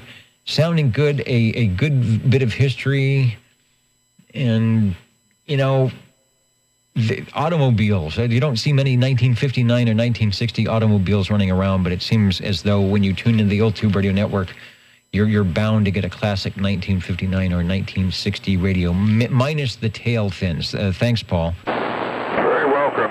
Yeah, that's a Coleman mic. You can see a picture of the thing. It's a heavy mic. And it says Pure Simpson right on the back of it. So you can see it's hardwired. Very nice. Thanks for checking it in, Danny. Yeah, I'm getting close to the microphone. And it is certainly not a fancy thing like the sonar. It's smaller. The carbon element probably the same size as the older telephones, the rotary dial telephones. But that's what you needed for the transducer. And really, like a lot of the first radios that came out, the microphones were hardwired because there wasn't any external desk mics or anything that were being sold or touted for those radios. And again, it was another piece of something to plug in or take out or do something to, and that wasn't really the purpose of the Class D CB radio. All right, we'll be looking for radio number 8, and the Old Tube Radio Network is standing by. 25. 60. All right. I don't know why I'm having so much problem with the foot switch tonight. Hello, Joe, SWL 60. Jump into the green room. We will be... Oh, let me get on frequency. I'm sorry. All right. You know what?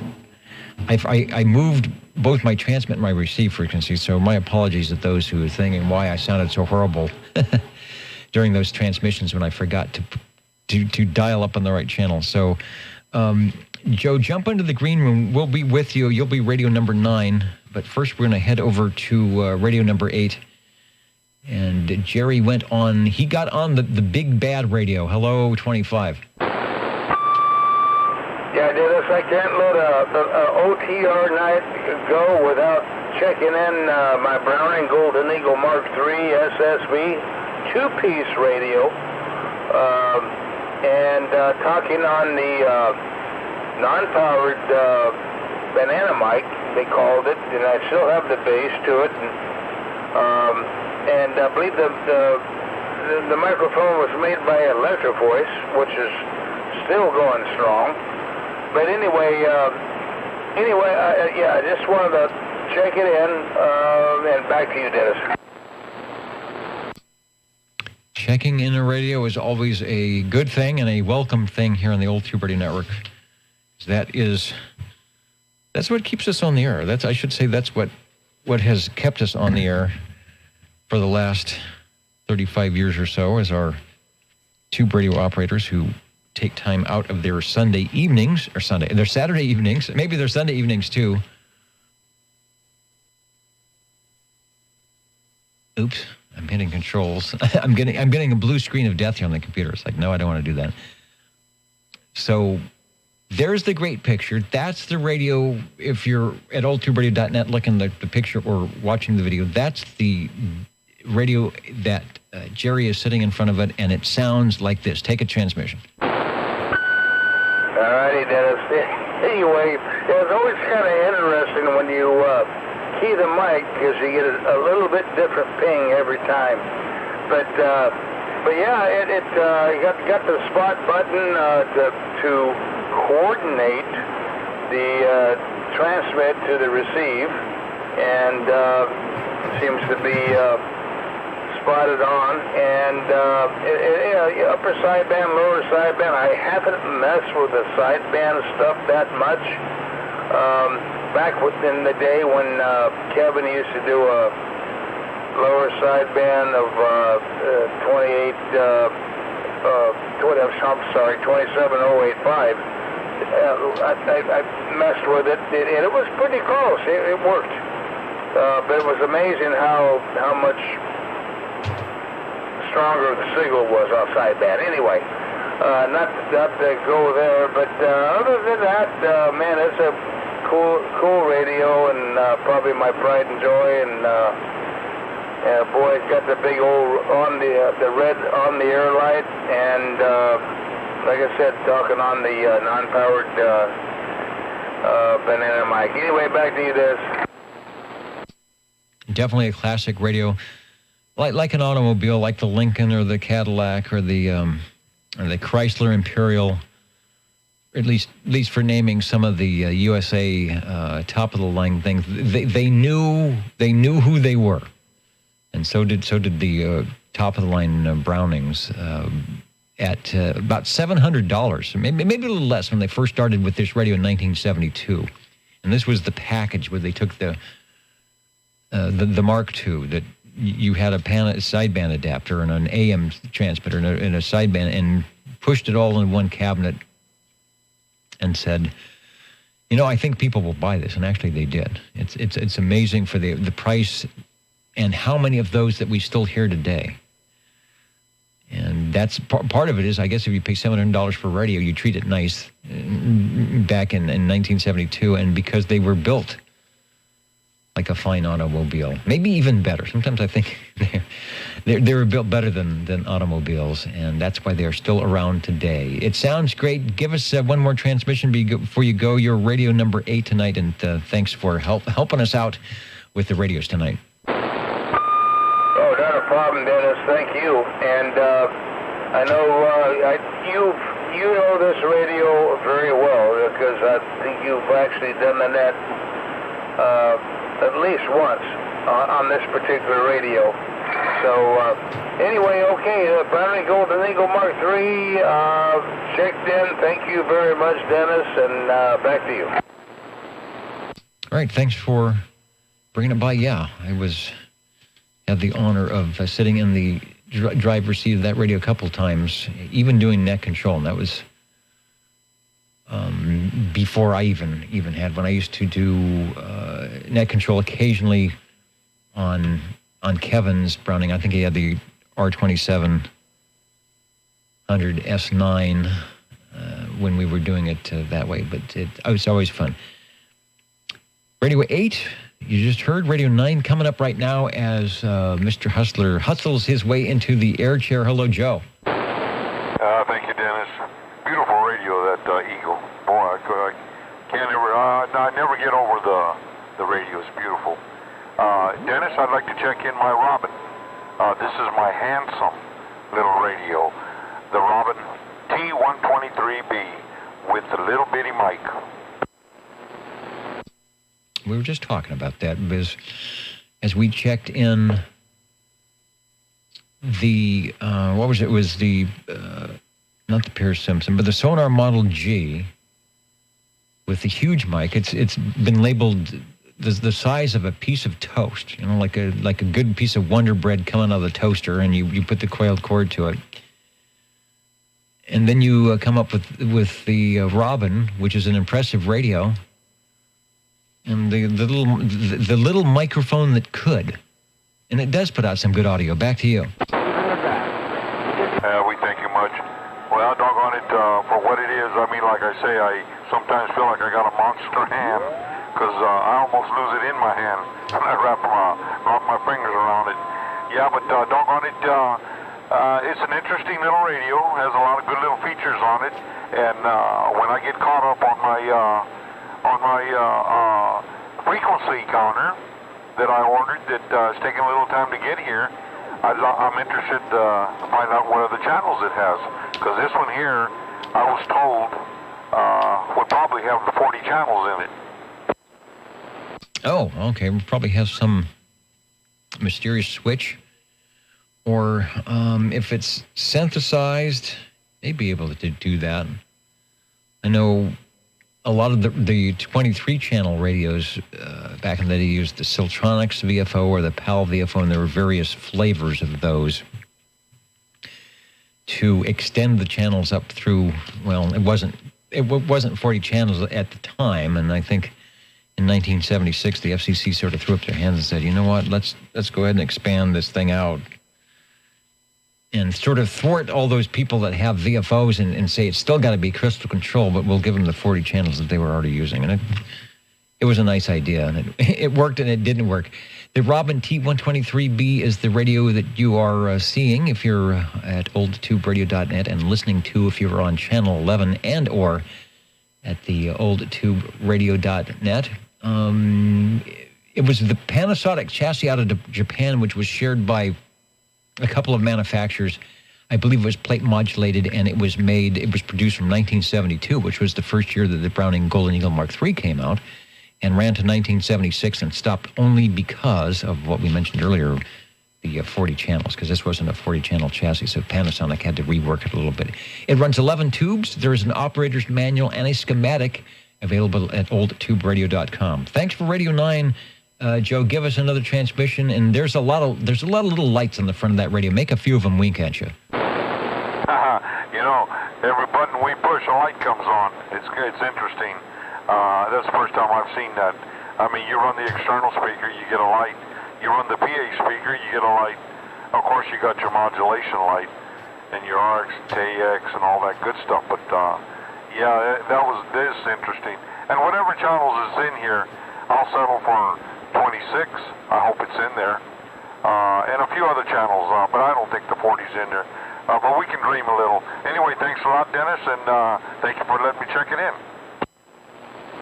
All right. Well, as long as it has Channel 11, you know you have a home for it on Saturday evenings. But it would be kind of fun to see. You know, another big channel that runs when the skip is in is Channel 28. And a lot of the audio guys, the audio gurus run Channel 28, and that radio would probably be a player up there with no problem on the skip. The Old Tube Radio Network, Real Radio is glowing in the dark. It is getting about that time, but we are still going to hang out here for a minute or two to check in radios. The jingle singers are ready to tell us about this place called the Old Tube Radio Network. You're tuned to OTR. Channel 11. right here in Fresno, California. Stay with us. Old Tube Radio. And just wanted to take a chance because I'm hearing some skip coming in. So if you're hearing us and you're wondering, is this a local station? This is the Old Tube Radio Network in Central California. We have been hanging around on this frequency on Saturday evenings for about 35 years for the purpose of promoting and talking about the classic vintage tube radios from 1958 to 1978. Over that time, we have checked in thousands of radios, I dare say, talked to thousands of great people, I dare say, and we will keep doing that as long as people are around and would like to do that. Recreating the sound, if you will, of 1958 or 1968 with the tube radios, and most importantly, the tube radio operators who are always a class act around here. So I'm going to be counting and amounting. We are live streaming at oldtuberadio.net and also doing a live video feed at YouTube, which we will keep around for your dining and dancing replay pleasure. If you're so inclined, the spot for Radio 10 is open. 25. Hey, hello 25. People watching the video can see me fighting with this new headset where I cannot get the cord to be out of my way. So I'm going to have to do what the news anchors do on television, and they take like a clothespin and they clip it to their jacket. That's the bad thing about adding video to radio. I know you don't have that problem over there, and I've seen you on TV, by the way. I've seen you on was it 26? And you looked marvelous. You didn't have to worry about a thing. Go ahead. That was a long time ago, Dennis. But anyway, can you guess the radio that I am on right now?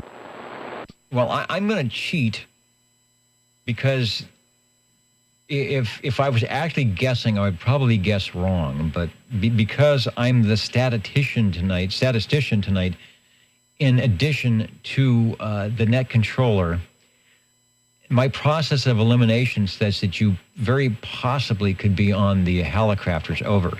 Oh, boy. Dennis, you're good. Yes, 25 checking in on the Hallicrafters CB3A Citizens Little Phone with an unpowered D104. And this particular CB3A has the extra features, has the VFO dial on the left of the A, B, C, D, E, F channel selector, and it also has the meter on the right-hand side, which is bouncing up and down and showing that at least I'm transmitting. And, of course, the orange on the air light is on. So anyway, Dennis, you are you're either clairvoyant or you're just I don't know. I'm my hat's off to you. Anyway, back to you, Dennis. All right, I don't have my thesaurus handy, or we could come up with a word for clairvoyant that may be a little more apropos. The shot that we're showing has the extra S meter, that the rectangular panels on either side in the highlighted squares on either side of the channel selector. What Jerry was mentioning, those would in fact, if you look closely, if you've got good resolution, you will see, I think there's 2 little screws above and below each one.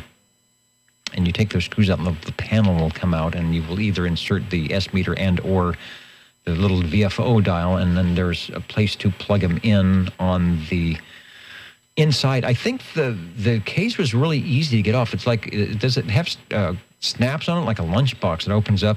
It's really easy to get to because I knew people were going to add that in. Helicopters was a smart company. Around a long time, they made radios, they made televisions. Believe it or not, Helicopters made TV, shortwave radios, amateur radio transmitters. They made a lot of gear for the troops during World War II. And I think they started in, Chicago, Illinois, back in the 1920s. So they are, when it came down to making a 5-watt 23-channel radio, they probably said, this is a piece of cake, but they made a lot of them. They were all cool looking, and they all sounded good and received quite well. Over to you. Okay, Dennis. So anyway, I thank you for checking it in. It's after the bewitching hour here, but I do know that Helicopters made some excellent audio equipment, stereos and stuff, including the FM 1000. But anyway, thanks for checking it in, and thanks for what you do, Dennis. Back to you. Yes, indeed. There is a Helicopters Facebook group. They made an amateur radio transmitter, I think it was called the Hurricane. I may be wrong on that, but it was, you didn't need the linear amplifier. The thing did full legal limit out of its own box. What else? The SX28. I've got the super defined SX25 receiver. I think they might have even had Raymond Loewy, who designed the Avanti, the Studebaker Avanti, design one of their shortwave radio sets. So that's how much they were into it. Thanks, Jerry, for bringing by radio number 10, Helicopters CP3. Good to get a Helicopters on the list. Counting and amounting here at the Old Tube Radio Network, and we will be back to sign out. And, of course, there is still time for your radio check-ins. OTR standing by.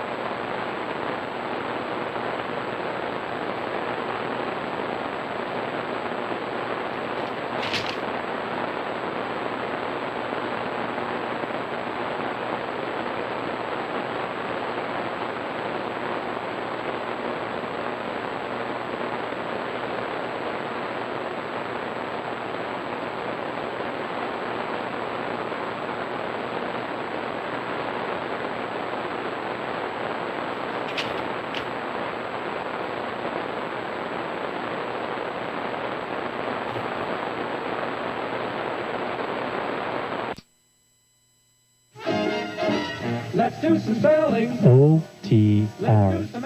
27.085 megahertz. Channel 11, Old Tube Radio. Old Tube Radio.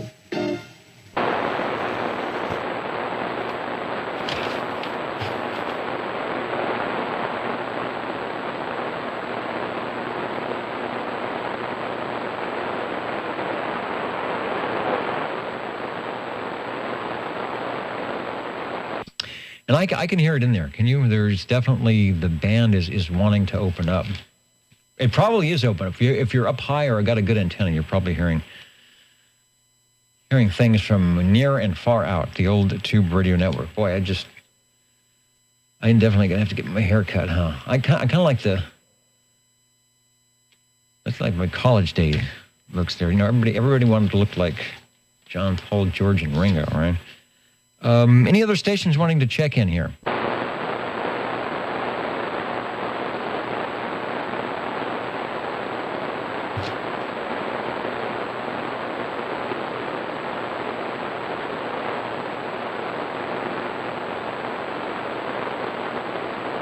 Well, with that said, let's see if they are ready to give us the Mr. Announcer fanfare. Ladies and gentlemen, time now for the current OTR totals. And as they say, the current and final totals. And JT, you stayed up late tonight. Those stations that are not on the West Coast are peeking into early Sunday morning. And good night, JT, the telekinetic good night. Oh, wait a minute. You know what? Before you go, JT, I've got to do this. All right. Is it there? Oh, no. Oh, no, it is there. All right. I'm just going to press that. I'm going to do like I did last time. I'm just going to press the button. We'll see what we get. Tell him 21 dirty diapers said it. And then it stopped. Hello. Have a good one out there, man. It's 21 dirty diaper. Going by Orville Redenbacher for just a little bit. I'm gone. What is that all about? Orville, I didn't hear that part. Is that where's Popcorn? Where's Popcorn 913? He needs to know about that. So there it is. That's the old radio night. Check that out on YouTube on Saturday evenings, or I should say afternoons. Afternoons here on the West Coast. Saturday evenings in the Wasama Swamps. The Wasama Swamp. I don't know. Maybe there's more than one where the ground rod is. Good night, JT. Who was on it? I should check you in. We're checking you in. We're checking in 21. He was on the E.F. Johnson Messenger 223 tonight. That is certainly a check-in. So, what was I thinking? We're going to add that to the list and that change in things. All right, the totals tonight.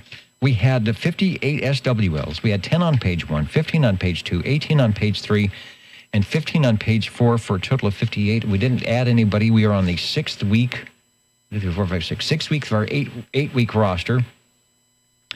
Radios tonight, we had 11, and there was a three-way tie. We had a tie between the General Radio Telephones, the E.F. Johnsons, and the Sonar. Started off with the General Radio Telephone MC4. That was from Paul, which was a lot like the MC5 with a few minor changes to the MC5. That's with our second radio. Jerry, SWL25, checked in the General Radio Telephone MC5. And by the way, I always say this, but I just want to reiterate, you don't have to have an SWL number. You don't have to have checked in before. We are looking for anybody that might have acquired at any point in time a tube radio. Bring it on. It doesn't have to be on frequency, as you heard tonight. The audio doesn't have to be stellar. We will do our best to make sure that's heard and that we chat with you and give you some pointers if you want them and get you checked in on the list. Radio number 3 tonight, Joe, SWL60 on the E.F. Johnson Messenger 223, and also Mr. JT that you just heard, the modulating into his Messenger 223 tonight, an old radio night, so a pair of E.F. Johnson Messengers. Radio number 4, Mr. Falcon up there in North Fork, Paul on the Regency Imperial double sideband AM. Yay, Regencies! I keep promising myself that in the next 35 years, we'll get that thing fired up.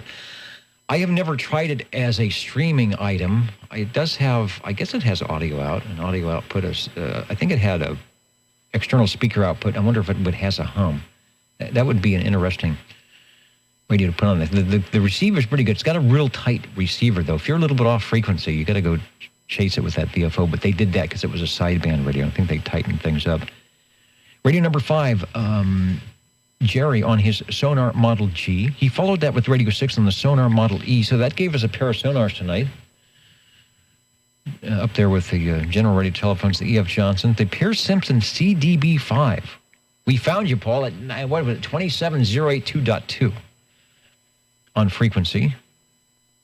Love the Pierce Simpson. Even their later models were all designed very well, I thought. Maybe like I said, maybe they had Raymond Loewy working for them, too. That was Radio 7. Radio 8, Jerry, SWO25. Boy, the Man Cave, thanks to Thanks to Miss Jilly for getting the man cave set up. She had all the radios ready to go, and I think Jerry checked in all of them tonight.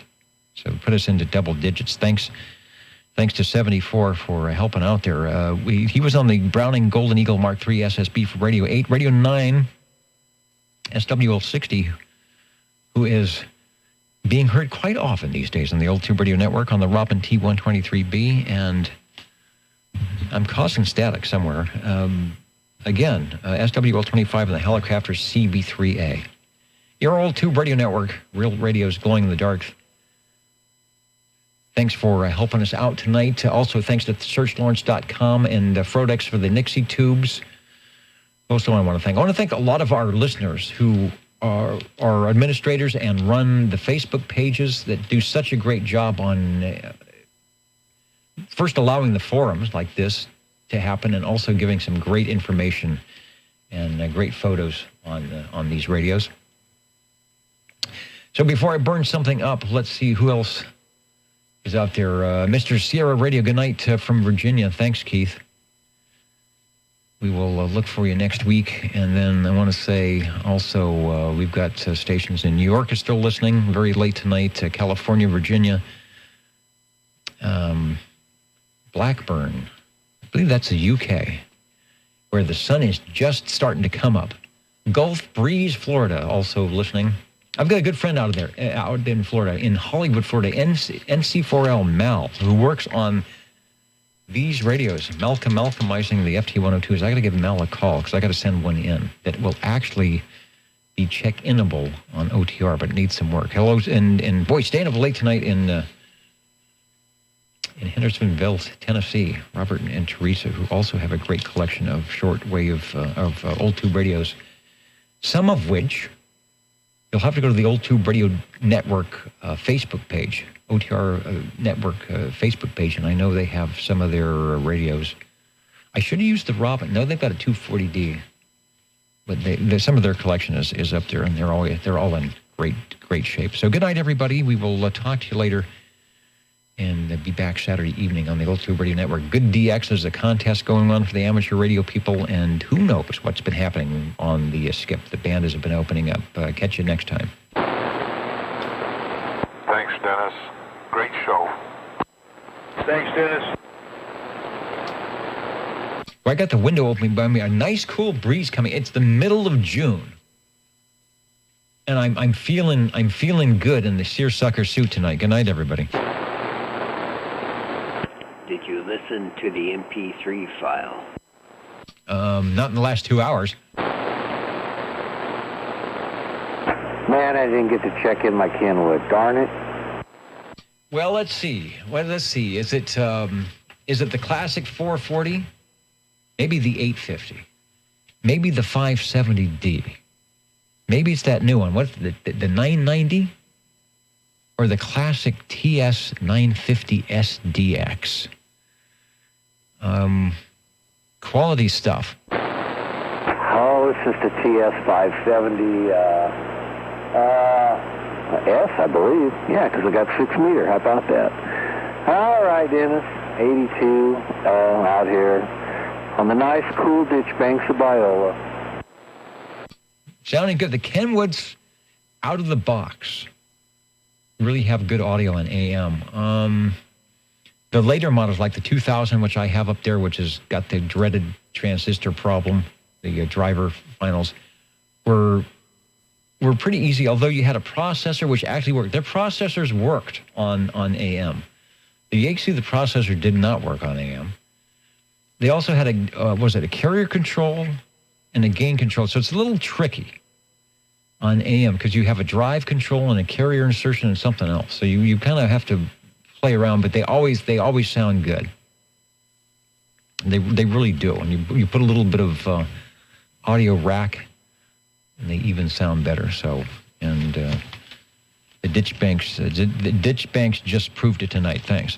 All righty. Yeah, processor is on.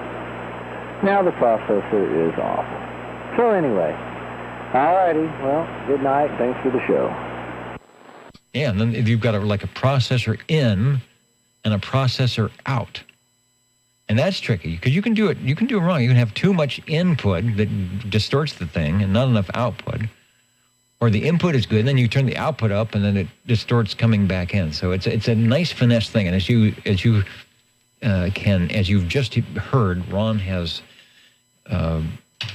traversed all the controls really good for some nice sounding. And that's low level AM. That's not the, like we've been hearing tonight with the push-pull tube audio and plate modulated. That's like this thing I'm running, low-level AM, but it sounds good. All right, good night, everybody. The Old Tube Radio Network is saying 73. All right, thanks, Dennis. 73.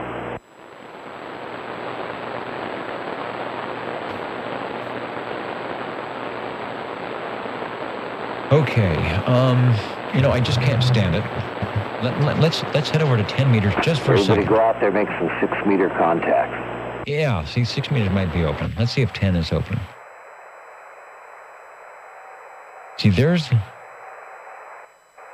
that beacon you just barely hear. That's the local one, the K6 FRC at 28,299. That's the one to listen to if you want to know if the Central Valley is open. So a quick tune through here. I think we're going to strike out.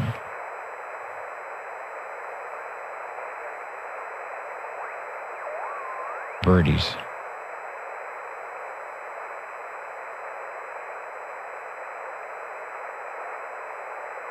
Yeah, I think we're going to strike out.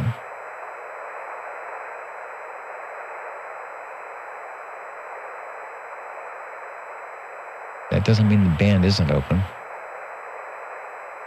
Doesn't mean that 6 meters isn't open.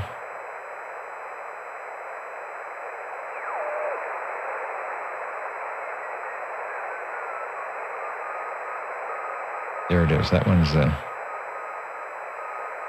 K6 FRC. All right, one last thing.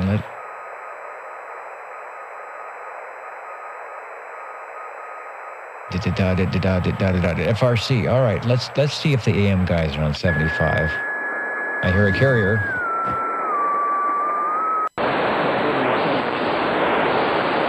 Kind of noisy.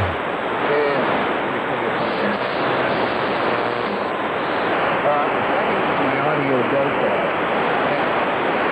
And I'm going to do this.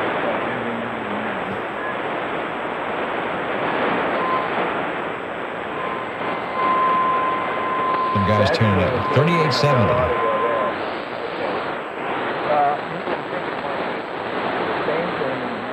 3870. All right, the